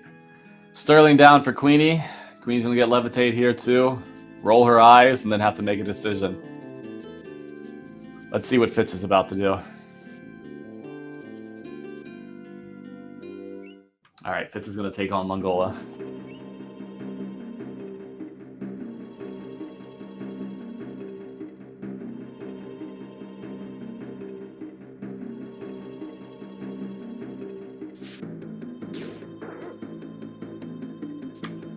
So for Mongola, much like Vanilla, you need to kill 2 pairs of puppets, and then Mongola reveals himself. And then he has 5,000 HP that you need to deplete.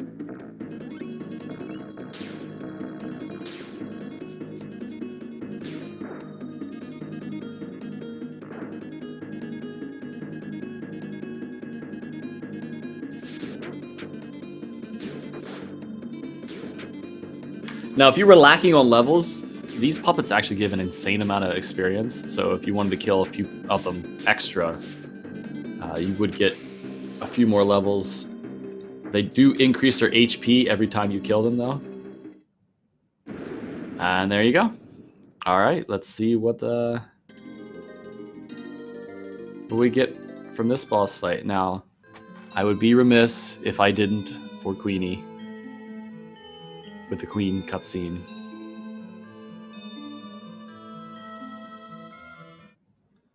Hi. All right. What you got for us, King?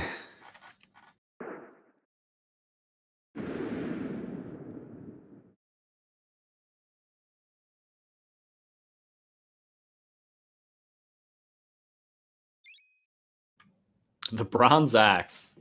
What a nasty find. So that unlocks 7 checks, I think, in Pyramid, and then Rimsala.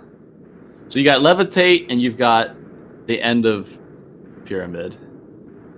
Woof.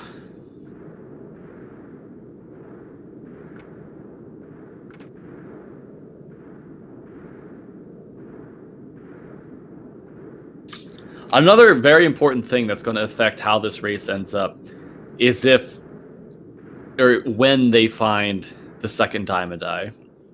If they're able to find Gauge and Wheel, and then find the second Diamond Eye as their go mode item, they can just go to space. But if they find their second Diamond Eye before the Gauge and Wheel, that opens up Aquagoth and Tiny's Lair, which is stuff they may or may not need to check. It just kind of depends where the items get placed. But that could prolong their seed if they do those checks instead of the Volcano and Pyramid now.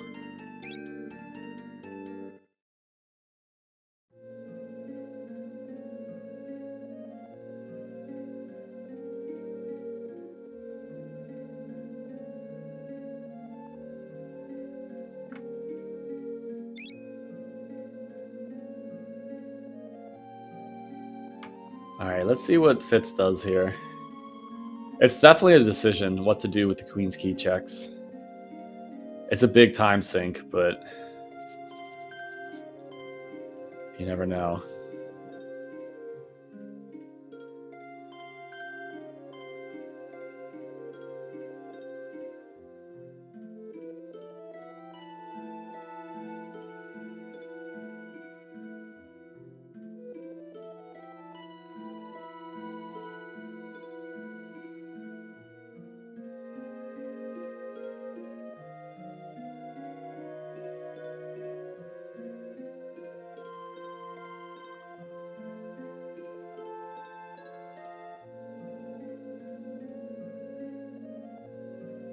All right, down goes Mongola for Queenie. She'll get the bronze axe.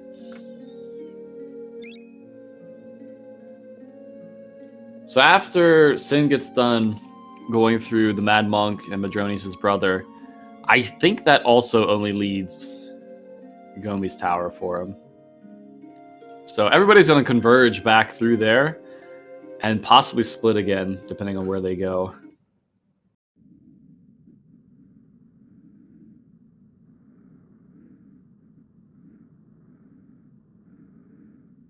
Again, if you'd like to play this yourself, Evermizer.com has an in-browser patcher. You just need to have the game yourself. You can also join the Discord. Discord link should be on that website. We'd love to have you. We do have seasons. We're in our second season right now, going through weekly seeds. And also, as I mentioned before, the actual speedrunning community is part of the same Discord. So all of Evermore is in this single Discord now. So if you have questions that you need to ask about speedrunning or for the randomizer, it's where you can find us. And if you're familiar with Multi-World and Archipelago, this is also up on that. So you can play in multi-worlds with this. You can also add traps, which you're not going to see in this for multiplayer races, but you can add traps, have Deathlink, things like that.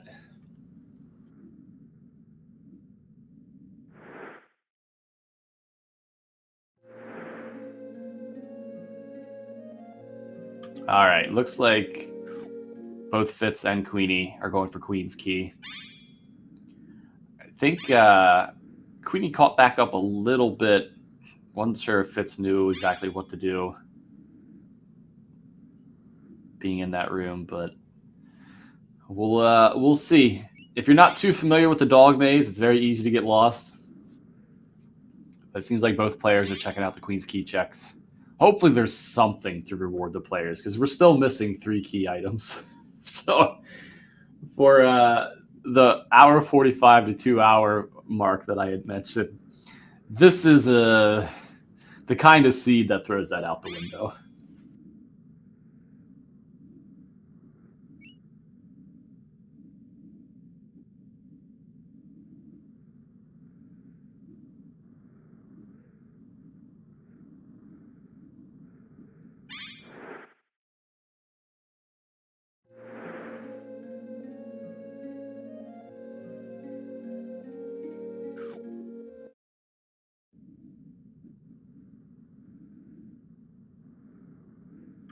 Now, the trackers that people have up right now, that is the Pop tracker. So in addition to that, they also do have a giant map tracker. And what's really, really nice about the map tracker for Evermizer is if you're actually connected in an auto tracking, it'll change screens for you every time you change a screen.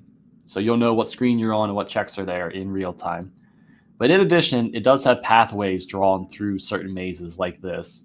So if you're lost, you can check to see what path you should be taking. And all 3 runners should have access to that.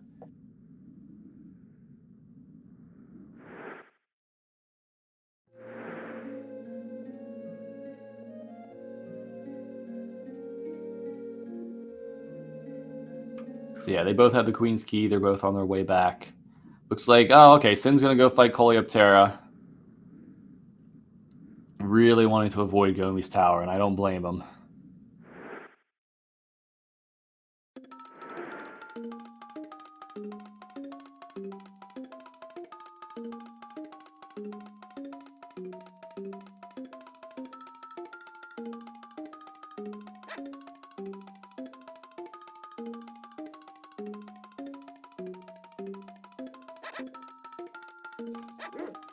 And you got to see the shortcut I was talking about earlier. So at least for the randomizer, if you walk backwards through the top of the big bug maze, you'll come out the bottom, and then you can run through it normally. A little bit of a shortcut compared to running through the sand pits and then the tar pits.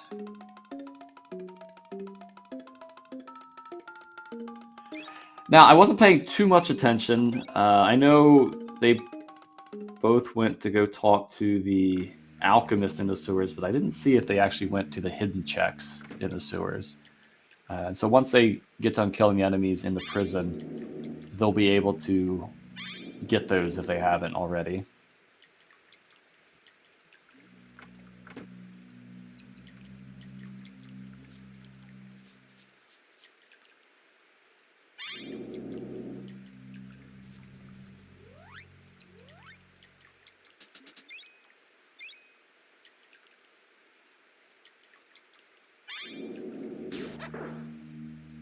Same kind of deal in this prison. You've got 2 Minotaurs, 2 Vipers, and then another Robot. Robot has 500 HP again. At their HP level, they're far better off than they were before.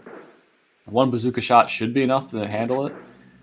But if they miss, they're susceptible to damage, so see what happens. Or Fitz using the dog as a meat shield. All right, let's see what these sewer hidden checks have.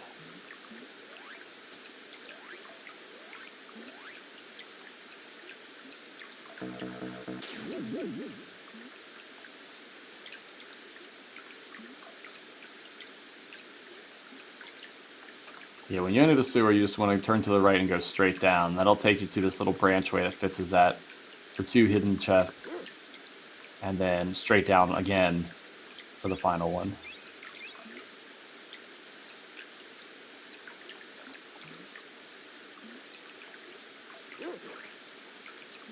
And there goes Queenie into the sewer.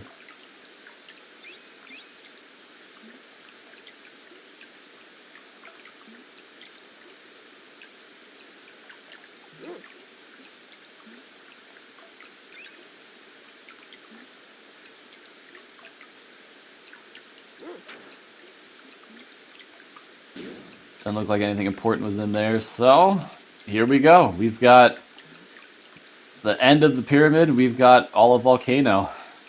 Let's see how they split up.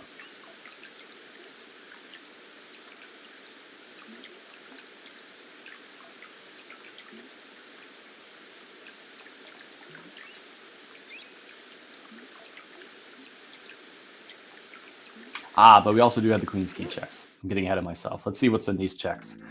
So there's a handful of chests, and then you finish up by giving the key to the guy behind one of the locked doors.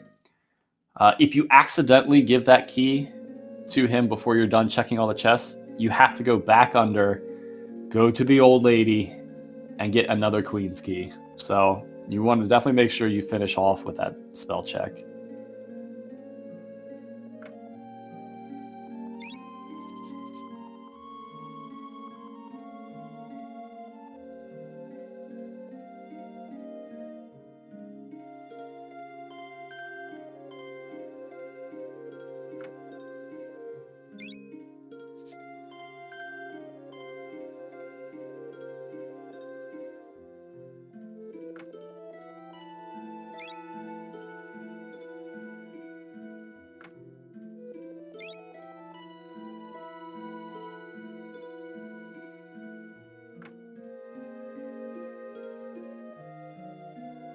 In actuality, oh, that's what QueenAnneB, that's what you meant. Okay, so yeah, I think that levitate was the first progressive key item on alchemy.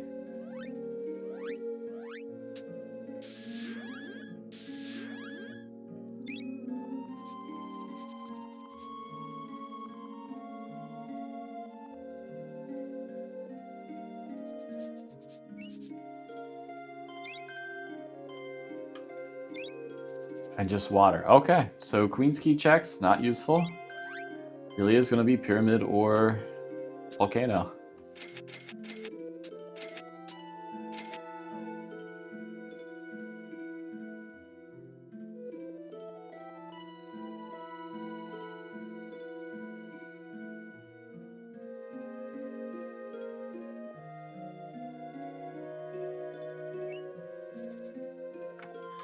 We see Sin running through the sewer from Ivor or Ebon Keep. So I think this is just about the last thing he has to do. So we'll go through Gomi's tower. He'll get levitate. And then, honestly, he'll need to make a play.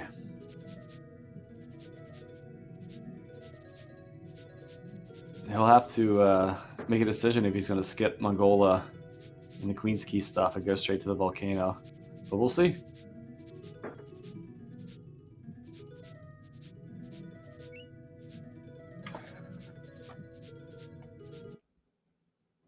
All right, so with Mongola dead, the fastest way to the ship would be to the right across the chessboard. I guess he hasn't fought Foot Knight yet. So Atom Smasher on Foot Knight. Okay. It's a very interesting route that Fitz has taken. Not a bad one. It's just an interesting one. Everything's kind of lined up and come together. But that puts Queenie a few steps ahead, getting her into Ebb and Keep first. See what she decides to do.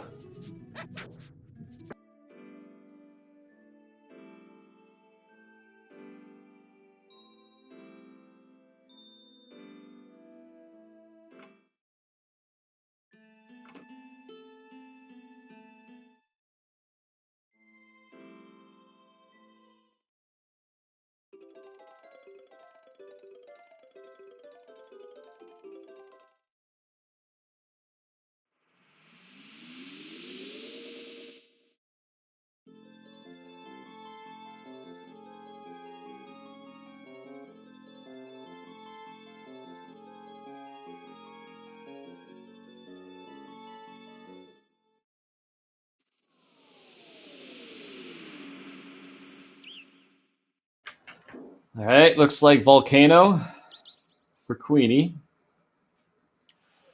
Density check wise, that makes the most sense. There's a ton of checks, 2 bosses in Volcano. The only downside really is that the cutscene after Magmar is extremely long, so some would say you want to save that for the end, but because of the density checks and the fact that we're still missing 3 key items, 3 out of the 4 rocket key items, I guess it doesn't really matter at this point. But first, it seems Queenie's going to go get the levitate check. I'm not sure if Fitz has done that or not, but it looks like Fitz is going to go to the pyramid, so we're splitting up. Could be interesting.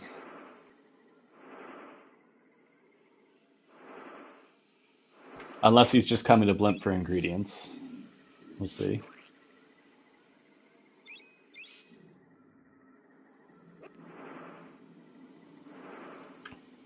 And that's another giant pain in the butt. Although, I guess they had the chance to equip Levitate when they found it. Sometimes you'll find Levitate on a boss or a gourd. And when that happens, it doesn't equip. You still need to go talk to an alchemist to equip your spell. And sometimes you might forget to do that, get all the way to the volcano and realize you can't cast Levitate because you don't have it equipped. But they're not going to have that issue in this seed. It is, Joyzal. The placement, not just the placement for the final items, but the placement for progression was extremely bad. All 3 runners kind of had the same idea of avoiding the spot that had that progression, so it really lengthened the race. But yeah, it looks like Fitz is going to Pyramid, so I mean, for all we know, both places will be required, and it's not going to matter what order they do it. But what I said earlier might hold true. If one of these places has one of the diamond eyes, that's going to drastically change how that person plays the seed compared to finding the diamond eyes last. So we'll see.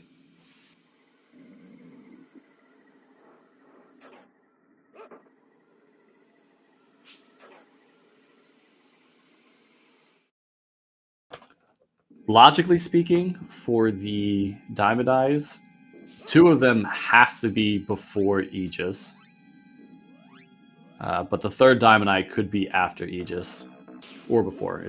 That 3rd one doesn't really matter. So we don't know if they're searching for one of 2 before Aegis or for just 1 before Aegis to see if it would be super punishing to find it early. And there goes Queenie into the volcano.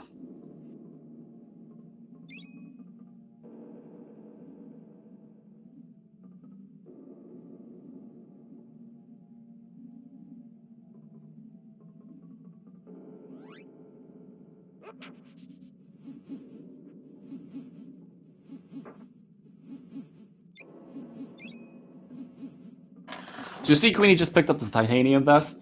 I haven't really made this clear till now, but the armor that you find, wherever you find it, not from purchasing, but finding in gourds or bosses or on alchemists, it's progressive. So you'll have 1 stage of armor from each act. Titanium vest being the highest you'll find in gourds or somewhere for chess pieces.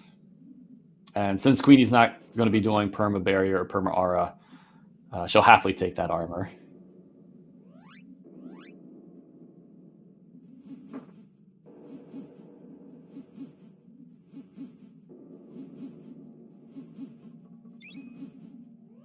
All right, nothing from those chests behind the bronze axe wall there.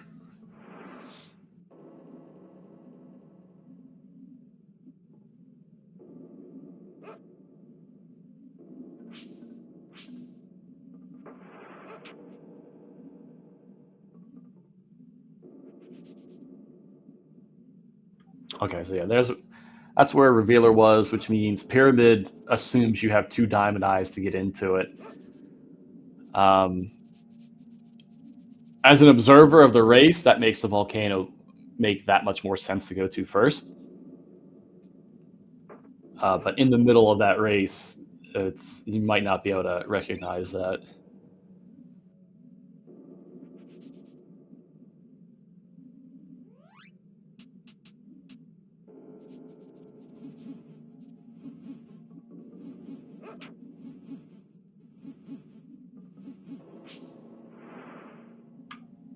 Okay, so because sequence breaks was set to off, people couldn't skip into the volcano through the rock. But the other rocks in the volcano, if you know how to skip through them, you can still skip through them. It's just the very first rock that blocks the entrance. You need Levitate to get through. But with Levitate, only I think it was water and wax, something like that.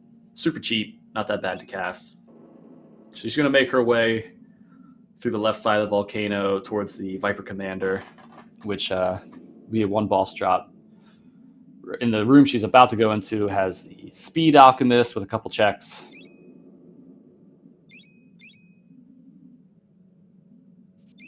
And he only has regrowth, so nothing special here.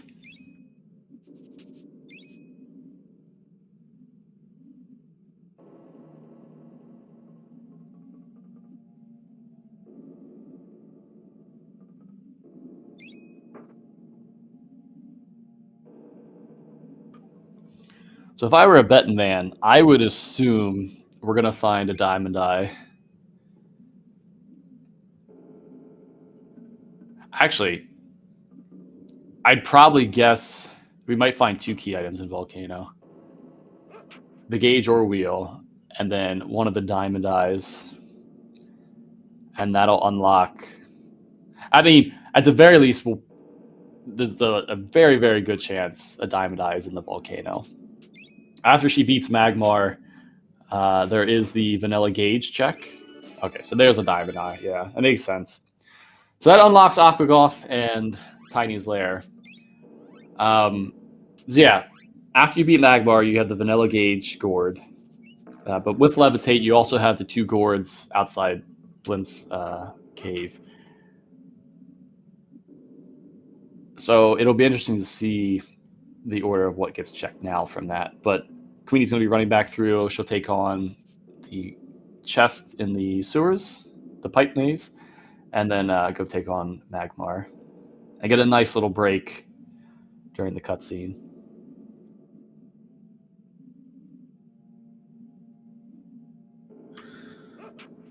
So at long last, we have a leader for the race. But getting that diamond eye, like I've been worrying about, can really throw off how you route stuff. And so we'll see what happens, because that's the next place Fitz is going to go. We'll see where Sin goes after he gets done with Mongola and Ivory Tower. And if Sin skips the Queen's Key stuff, then he's right back in it if he goes straight to Volcano.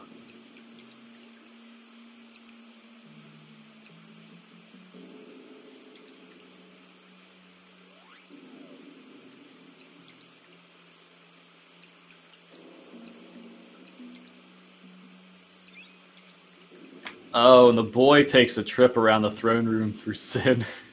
You hate to see it, folks. He's in despair.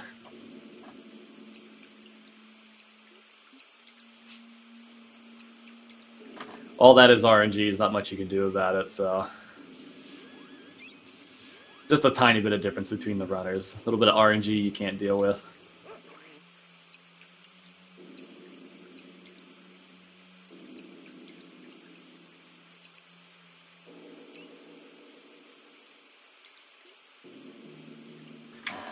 But yeah, let's not count out the pyramid. We still have to fight Rimsala, and we don't know what's on that. So that could be the gauge or wheel, or one of the other diamond eyes, for all we know.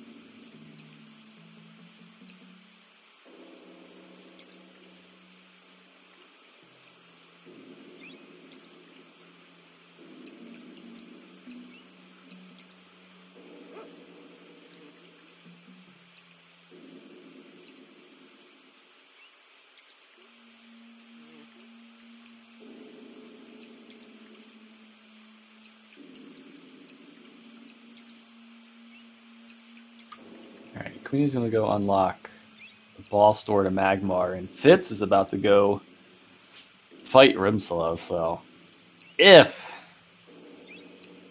Oh, where are we going?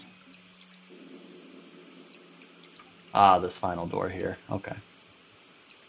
If Rimsala has a diamond eye, then this becomes extremely interesting.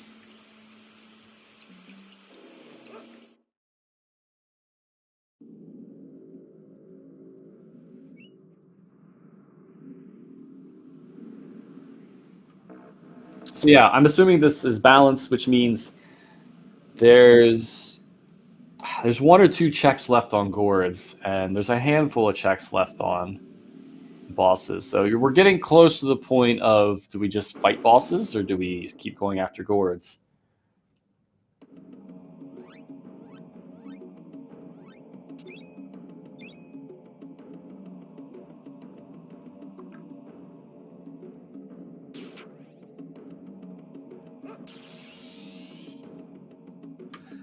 The dog on Queenie's side causing a little bit of trouble.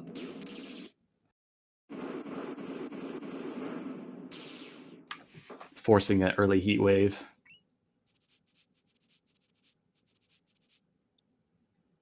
Alright, Fitz is fighting Rimsala. We'll see what there. Barrier on Magmar. Alright, well, the Diamond Eye obviously required. Opens up 2 dungeons. And that's about it. So aside from a vanilla gauge or a couple checks outside blimp, man, full clear.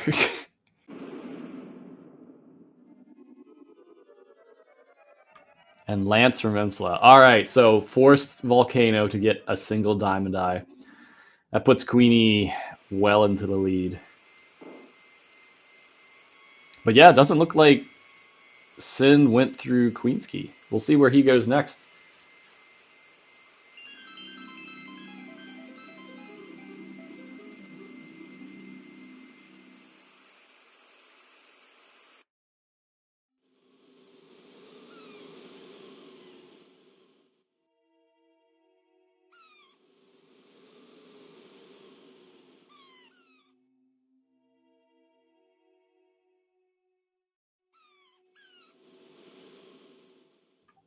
Oh, Fitz is going to go handle the ruins first.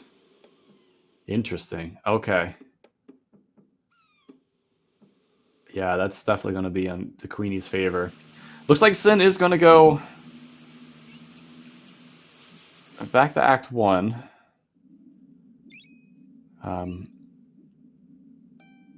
He already met with Fire Eye, so he's not going to get stopped here. So he can just go straight to the volcano from here. And yeah, he's going to be hunting for that Diamond Eye, and then we'll see what he does from there. Queen's going to go fight Aegis now. Aegis himself doesn't drop any items, but it does unlock the Tiny's Lair and Aquagoth. No, nobody's done the Tiny Rock yet. And Queenie hasn't checked Vanilla Gauge.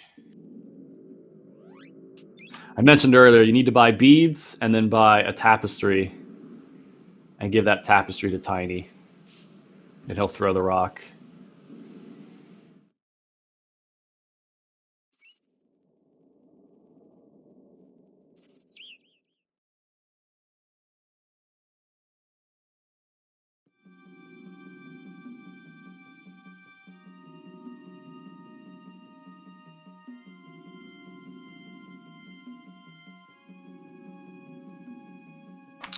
Oh, that is another good point, though. After this, the barrier check up in the palace with Horus will be open. So that is another check people can do.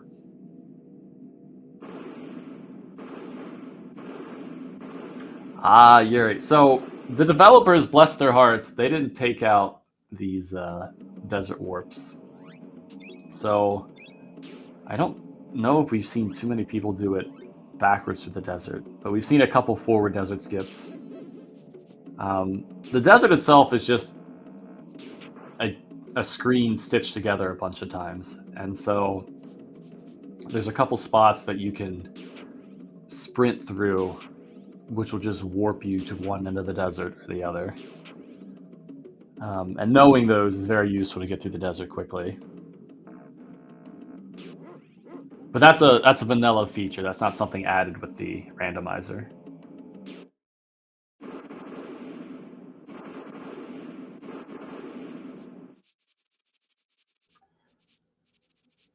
Hopefully the voice has been soothing for everybody to listen to. So now we're going to have a long cutscene with Aegis, but it's forced because our progression is past this. If you have 6 call beads, Horus here will give you the Staff of Life. If not, he'll fill you up to 6 call beads.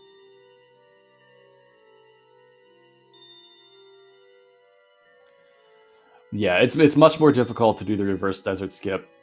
And since the setting to keep the dog always is on, so I don't know if people noticed that, but whenever when Queenie landed after Magmar, she still had the dog. They never got split up, and that's a setting that you can set for the randomizer. Because you have the dog, it's much easier to warp backwards through the desert. You leave the dog sniffing at the city, and you run down to a certain spot, and then just switch to the dog and sprint up, and that achieves the same thing as sprinting through a specific diagonal to hit the warp. But the forward edge skip is easy enough. If you paid attention to Queenie, she lined up at the top of one of those skulls and just ran up left, and that's a great path just to hit the pixels you need to warp forward.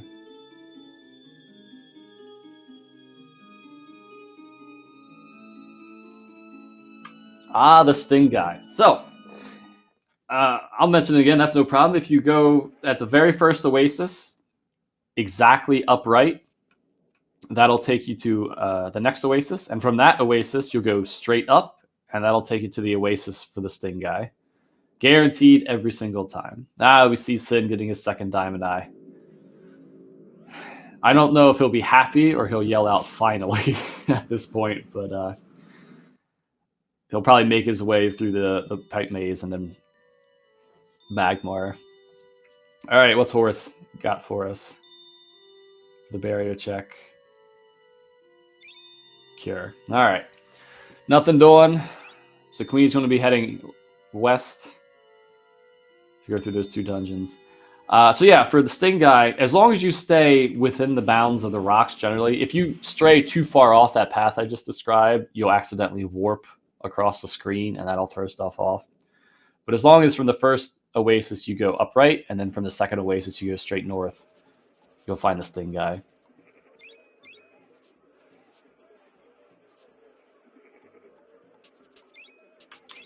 All right, looks like Queenie's buying the beads and the tapestry. And we'll finally see what's in those gourds across from Blim's Cave. Aptly noted as the Slivu checks. You love to see something in them, but who knows? It's very, very rare.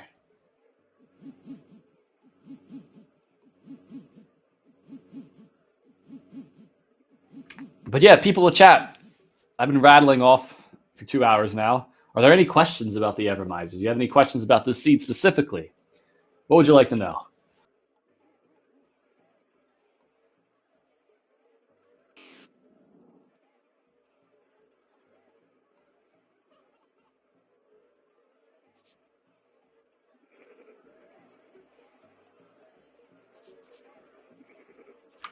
Why there is Turbo.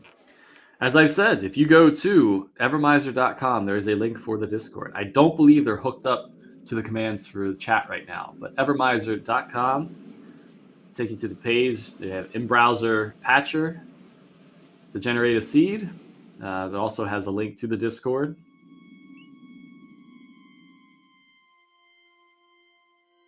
So whenever you go to this screen after Tiny throws a rock, you automatically get this cutscene from whatever entrance you come from.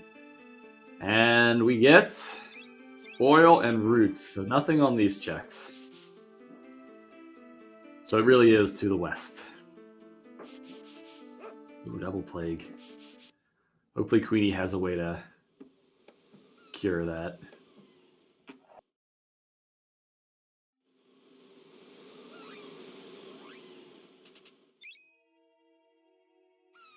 Ah, yes. So that is one thing I didn't mention. And Queenie's not actually been to this guy. So with an axe, you can talk to this guy, and he'll give you a drain spell. When you fight Aegis, he unlocks his double drain spell, and that's the check she just got with that third diamond eye. So there's our third diamond eye. It was locked behind the other two diamond eyes, which means you were actually forced to go through all that nonsense at Gobi's Tower and then Volcano to get the second diamond eye. And then the drain check was revive.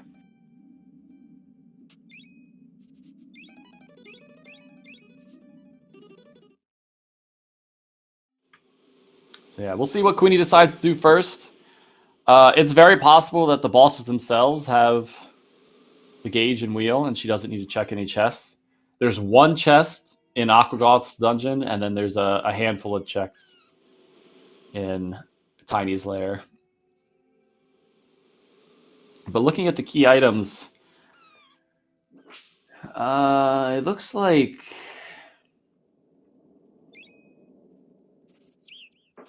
Sin has the most in terms of weapons. So we're just missing the Horn Spear. So I would actually guess that the chests themselves are where our progression is for the gauge and the wheel, and not the bosses.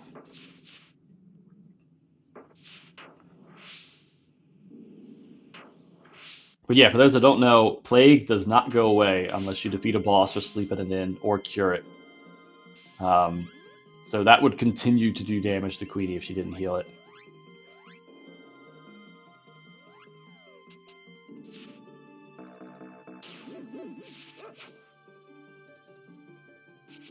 Because yeah, I think there's a key item left on bosses and 2 left on gourds. They must have already found one on alchemists, because there are no other alchemists left.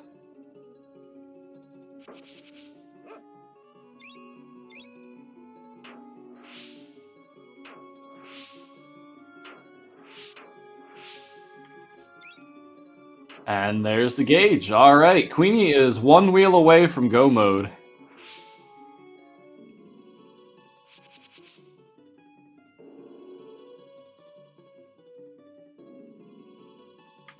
And I mean, good for her. She had her PC crash, and she's leading this right now. So good for her. And as I said earlier, any axe, bronze axe and higher in here will bust the walls. So she doesn't need to change what axe she has equipped.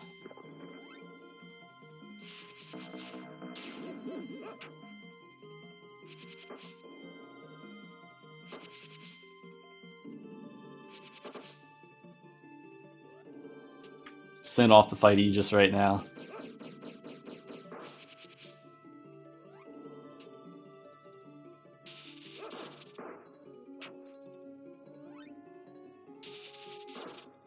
If you were looking for money, these Sons of Anhur actually give a good amount of jewels, 500 jewels each. But at this stage in the game, if you're here, you're typically not looking for money, unless you're doing a Turdo Seed.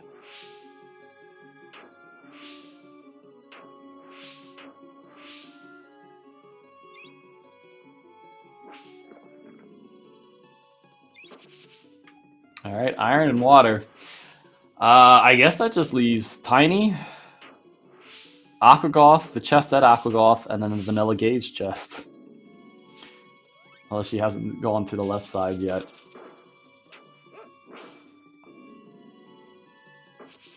Okay, no, there's still a check here.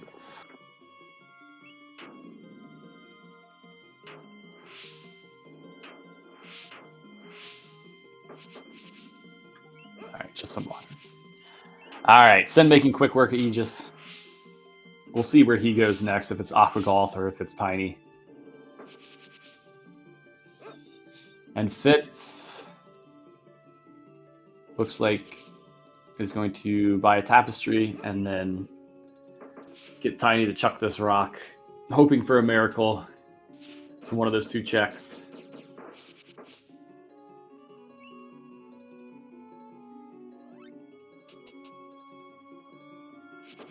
So to get to Tiny, you need both characters to stand on a pad and this rock to stand on the third. So you can check all these checks without Levitate, but to actually get to Tiny, you do need Levitate. Now you want to be careful because another vanilla soft lock is here. You don't want to sprint directly into the teleporter, especially if you have the spear equipped. You want to take your time getting there, because if you get there too quickly, Tiny doesn't get to progress his script. He gets locked in that corner, and then you'll soft lock yourself and won't be able to get his item.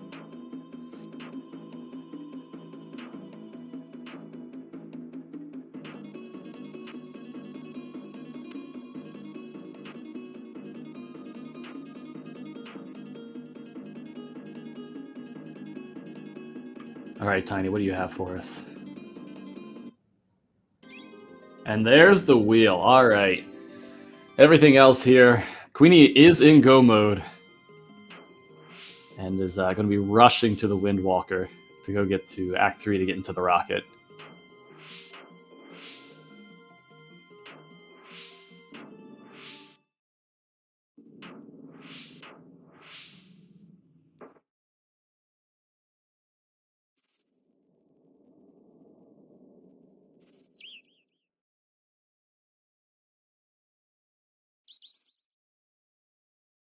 So yeah, with Energize and the Bazooka and Cryoblast, she's probably not going to need anything else. She got 46 Energize, which she just checked. So she's just going to use the Energy Core as soon as she gets to Act 4 and go to the boss rush. Plenty of firepower if she wants to use it against Metal Magmar. Now, Metal Magmar could still soft lock her if she does use firepower and he uses Heat Wave or Crush, and she casts 8 of those. But barring that, she should be good to go.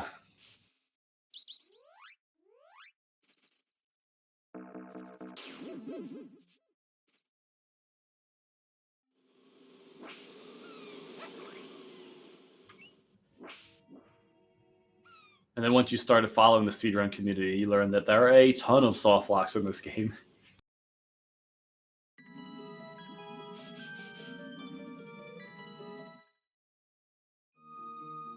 Okay, but yeah, so Sin, if you missed it, I'm sorry, but Sin just did the reverse desert skip by using the dog to keep a strong distance between him and the boy, and then running far enough, switching to the dog and sprinting up, tricking the game into thinking you're at the entrance of the desert.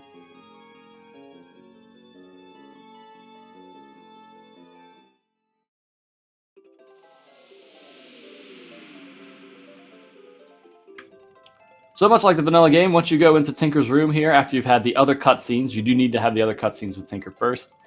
You'll get automatically thrown into this cutscene, and you'll go straight to Act 4, which, depending on the settings, may or may not be a good thing. If you wanted to restock and you got your go mode this late into Act 3, as soon as you walk into this room, he'll send you to Act 4, and there's certain things you can't get in Act 4 that you can get in the other acts of the game. So, depending on the seed, that might be a pain, but Queenie's good to go. She's ready to go fight the final boss. And assuming a short boss rush, she should be done in a couple minutes.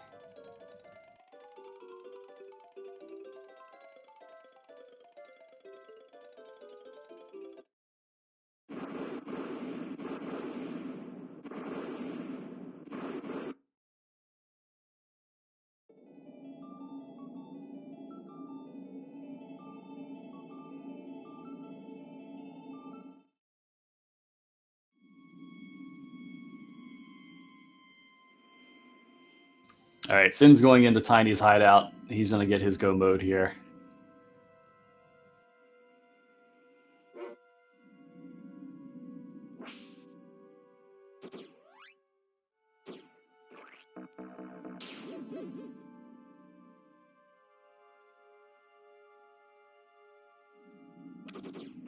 Queenie actually going into Act 4, though. Wondering what she wants to stock up on. She could have just talked to the machine right to the left of the rocket to go to the final boss. I think she has wings to just do wings glitch and not take any damage in the final boss, but we'll see.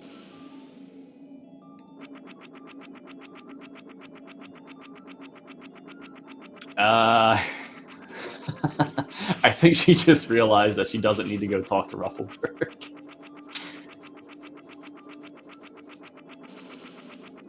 So looks like she's going to go back down now and go talk to that machine, yeah.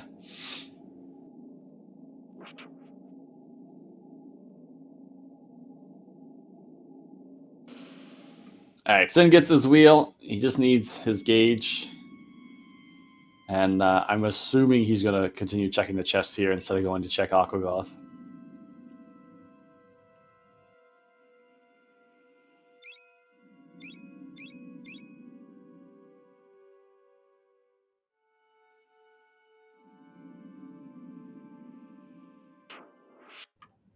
All right, final boss time. Let's see which kind of boss rush it is. Okay, it is short boss rush. So Metal Magmar and Carltron is all she's going to have to fight. They have half the HP they do in normal vanilla.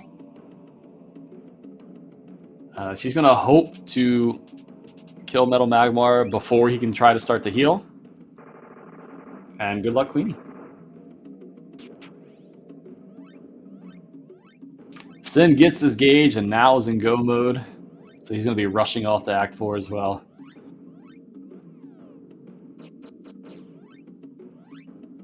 All right, looks like Queenie's starting with firepower.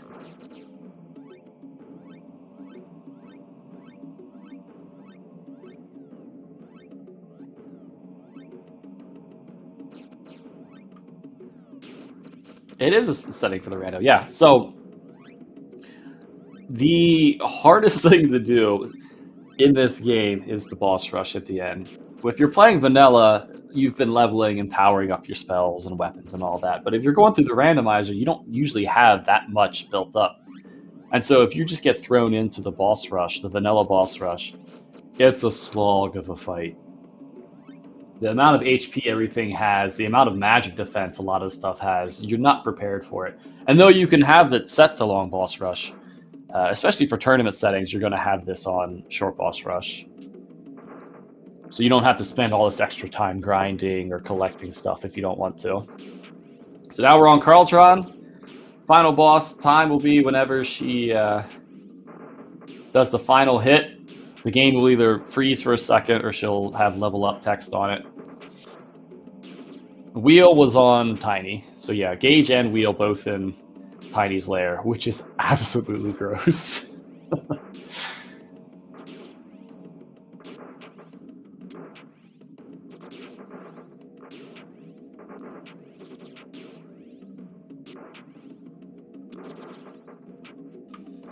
And there she is, GG Queenie, finishing in first place with a time of 2:22:57. Congrats. She should be getting an invite link to pop in here if she wants to join for commentary. What a nasty, nasty seed.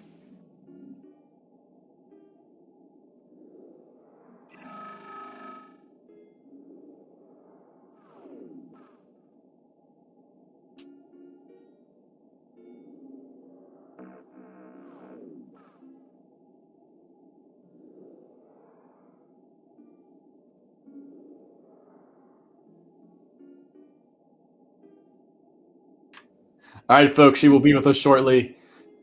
I believe she has to use the restroom.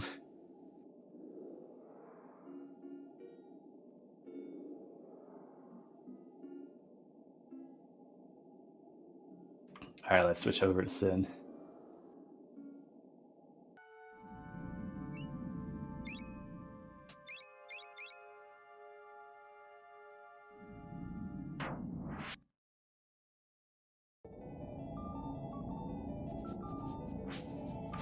So yeah, not too far behind We have Sin in the final boss rush. He actually got here quicker. He made up a little bit of time here on Queenie. Using the wings to protect himself. Energize for fast stamina regen. Then he'll pull the bazooka out.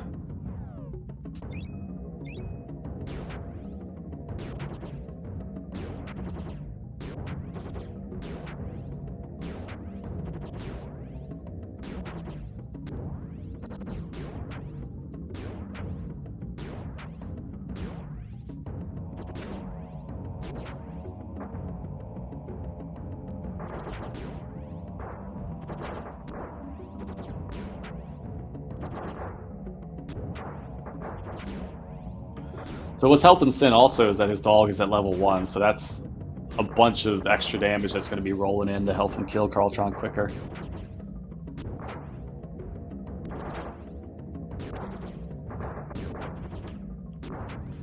Hey, Queenie, congrats on the win! Thank you! Whew. And GG Sin. Sin just finished. He was just 2.5 minutes behind you. You too, I swear. Always close races.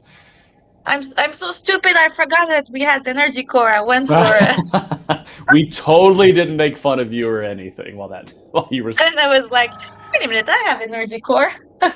What a gross seed, Queenie. I know. It was disgusting. Forced Levitate in Gomi's Tower to do forced Diamond Eye in Volcano. And then Tiny's Lair having the gauge in the wheel. Gross. But you played well, and you had that PC crash, so GG's. Yeah. The stream crashed at the beginning. I was panicking. Oh, and I wish I was going to lose because of that. It was just the stream and not the PC then? No, it was the stream. But my PC started to do weird noise, and I thought it was going to just crash, but it made it. Okay, good. I'm glad. Well, congrats. I'm sorry it was such a gross seed. Thank you. I hope yours is better this afternoon. Yeah, we all hope so. And so if you win, we'll face each other tomorrow. I forfeit. Husband and wife, don't miss that tomorrow if he wins. Nope. But yeah, later this afternoon, we have myself, Black Sliver, and Leonid. Leonid just joined this year. He saw the Evermore tournament we had last year, or was it earlier this year? Joined and has become very apt at the Evermore, and so it should be a really great race this afternoon. Yeah, and it will be commentated by Sin's stream. Yeah, let's see if Sin wants to join for commentary too. He might have a couple words to say about this seed. Well, thank you so much for commentating. Of course, love this game. Let's go out and commentate. Bye, chat. Have a good day, everybody. Bye. I'll see you tomorrow.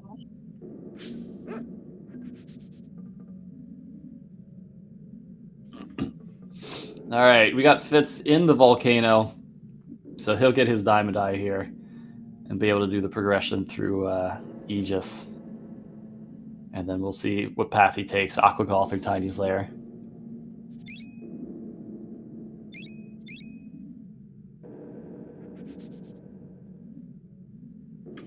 Hey, Sin, congrats. Close race. Oh my goodness, I couldn't believe it. I thought once I got into Tiny's Lair, I thought I had a chance, but then I saw Queenie just finish in time. I couldn't believe that. Yeah, you, I mean, first of all, gross seed, right? It just kept on going and going. I said, where could these things be? I thought as soon as I found Levitate, I thought it was a shoo-in, but my goodness.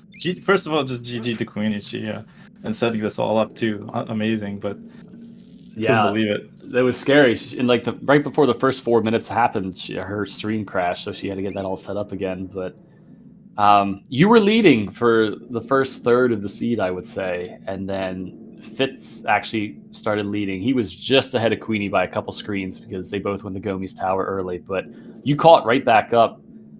They stopped to do Queen's Key and Ivor Sewer stuff, but you seemed to just go straight towards the volcano. So you caught back up to Queenie, but yeah, close race at the end. Yeah, it was fun. I mean, we got to see a lot of the game this way. You got to see all of the game. Everybody did everything in the seed. Oh, Somebody did Aquagoth too? Well, aside from Aquagoth, yeah. Okay. But check-wise, Yeah. it was just Aquagoth and Aquagoth chest and then the vanilla gauge. Everything else we got to see what was what. Goodness, so you were doing this solo? You had a lot to watch? Well, you know, it wasn't too much to watch in the middle of the game. There wasn't too many key items to pick up. I think I got like almost every spell. It was insane. Yeah, you ended up with the most key items weapon-wise well, I guess most key items period out of people. Oh, looks like Queenie also got the 3rd diamond eye too. Yeah, so wow. Oh my goodness. Yeah, what a nutso seed. Hopefully it's not like that for the 3 o'clock race, which is in 2.5 hours from now. Yeah. Who's rolling that one? Probably Queenie. But just don't be this seed. I think the logic too is normal, but there was stuff in the hidden areas, so I don't know what. I didn't expect this level of difficulty. What was in the hidden right. checks? I mean, for normal and hard, you will find key items in the hidden checks, but maybe I missed something important in those. In the wall, well, we had to go through the wall to get the gauge. I think that was the last key item. Ah, okay. So then it was definitely normal or hard difficulty then. Okay, all right. I didn't realize in normal that could be a thing, but I just said I might as well check everything. Yeah. Are you all prepared for commentary later this afternoon? Oh, sure. It's gonna be a lot more fun when I'm not the one suffering. What? How's Fitz doing? Fitz is doing well. Fitz actually did perma aura super early on. Oh, very nice. Yeah, and like I said, was leading going into Gomi's tower, and then kind of lost a little bit of time checking the Queen's key checks compared to Queenie. Queenie got through that a little quicker, and then Queenie beelined it to Volcano and just took over at that point. But yeah, Fitz having a great showing. Actually did perma aura twice because they did a little bit of save checking on the stuff in the Dark Forest. So. Okay. Yeah, no, I didn't even think about Perma Aura. I know I ended up with Barrier, but I didn't even consider Perma Aura. That would have been very helpful early on. I was getting beat up. I didn't have enough money for armor. Yeah, Queenie was doing her typical giving me a heart attack when she was running through Gomi's tower because she didn't have great armor on and was attacking things in one-hit KO mode, and I was having a fit. Oh, I accidentally went into the door again too in Gomi's tower. Well, I missed that. So. Oh, never mind. Thanks for outing yourself on that. I completely played Gomi's tower fine. And I'm sorry that the boy decided to take a trip in the throne room after Mongola. Oh yeah, the long tour of Ivor. Yeah, that was good. What I actually so no other major like issues, no soft locks, no deaths. Nobody soft lock. I don't think anybody actually died. I think it was just everybody had to check everything, and you all put Gomi's tower off to the very end. Yeah, I mean, Night Basher is you don't want to necessarily see it, but we had no other choice. Yeah, you don't want to see Gomi tower. Yeah. And now after seeing this, I'm completely petrified for my race because who the heck knows where anything's going to be. No, I hope people have been enjoying this though. Like I said, the Evermizer tournament, Queenie's the one that actually got me into doing this. When it was after the first annual tournament, and a couple of runners, after seeing it here, were very interested in it. Yeah, I was saying Leonid, he'll be partaking of this, and he found us through the last Evermizer tournament. I don't know if I would call this like a full tournament because this is for the SpeedGaming Live, but yeah, we'll see if we have another tournament next year to get some more participants. But yeah, hopefully it's been a great watch for everybody so far. It's a really good randomizer, and it's exciting. I can't believe though 3 diamond eyes. Yeah. Having a forced to get the second one in the volcano just because the third one was behind 2 diamond eyes. And that's what Fitz is going to be going to do now. I think all that's left is Aegis and then either Aquagoth or Tiny, so won't be too much longer now. Yeah, like I was even considering just not even bothering with Vigor or anything. Like I didn't consider it would be this deep. I remember going back to the swamp, just like, all right, there should be things in the swamp that no, there was nothing. A little different from last week's weekly, yeah, where everything was just on bosses and Right. everybody under an hour and a half or so. Yeah, I wonder if you noticed any of the hesitations where it was just like, where should I go next? 'Cause- No, I didn't. Oh, and I No. see. Looks like Fitz is forfeiting for the seed. So, yeah, we'll see if Fitz will come in for commentary. I hope so.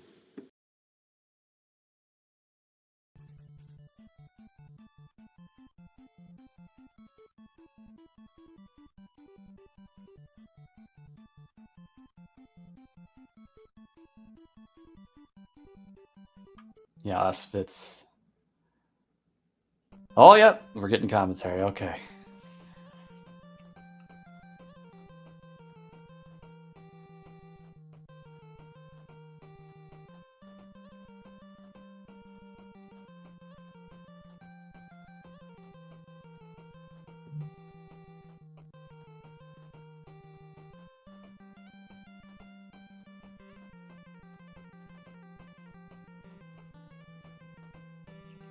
Actually, let me unforfeit here so we might get some audio back. Get some audio. Good music.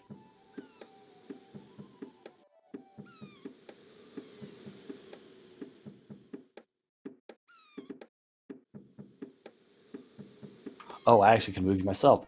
Hey, Fitz. Hello. Rough seed, huh? I mean, it was just long, and I needed a break, so I was Yeah, like, nah, I get it. I get it. It was. having like the ability to beat, the end sequence. It was just like, where are these things? Where are my key items? I've done so many things. That would probably be my first question: is where the heck were the gauge and the wheel? So you were on the right path. You were actually, when you went through Gomi's Tower, you were in the lead. You had to get Levitate, and then you had to get the Diamond Eye and Volcano, and that unlocked the Aegis fight, which then unlocked Akaroth and Tiny. And Tiny's lair actually had the wheel and gauge. Tiny had No. yeah. Okay, Tiny I would have had went the there wheel. dead last. Oh, okay. I need to learn how to actually get through Tiny's lair correctly without just fumbling through it until I finally I want to thank you. get Though. there. You showed off Perma Ara, which was cool to see, and that definitely helped you on through the seed. No, I think there were definitely like some great takeaways. I hadn't played in a while either, so it was like a little bit kind of getting back into the flow. And I guess another one of my questions was like, I found Revealer in the pyramid. Yeah, in that's a gourd. I feel like I should have just bailed on anything in there at that point, because I was thinking, I was like, this is so out of logic right now. So yeah, the Revealer was on the Sons of Anher boss fight, and what that meant was that you needed 2 Diamond Eyes to get into there, and not Revealer logically. So ducking out of there definitely made sense. Yeah, because that's where I felt like I was like, oh, if other people put pyramid off, full clearing it, like I just wasted so much time. But yeah, I felt like I was in it, and then randos is routing choices, and sometimes they don't pay off, but I had a lot of fun. Well, I'm glad you had fun. I like playing this rando. That's definitely what we wanted to showcase, people having fun playing this. What was a little rough was that it all bottlenecked everything through Gomi's Tower, and all 3 you put that off to the end, so it made for a long seed, and I'm sure that forced some people to get in their heads like, oh, I checked all this stuff, but everybody checked all this stuff, so it was a good race in the end for sure. But yeah, I was glad to be part of it. I'm happy to have this race. Fitz and Queenie, great job, great race. I'm glad you had fun. Everybody watching, I hope you had fun watching. Thanks for asking the questions that you asked. We'll be back in a little under 2.5 hours for the second race of the day. And then tomorrow at a TBD time, we'll have the winner from this race, Queenie, versus the winner of the next race between myself, Black Sliver, and Leonid. So hope to see you then. And we'll catch you later. Again, Evermizer.com if you'd like to run this yourself, or if you'd like to join the Discord. We'd love to have you. And yeah, we'll catch you later. Take care, everybody.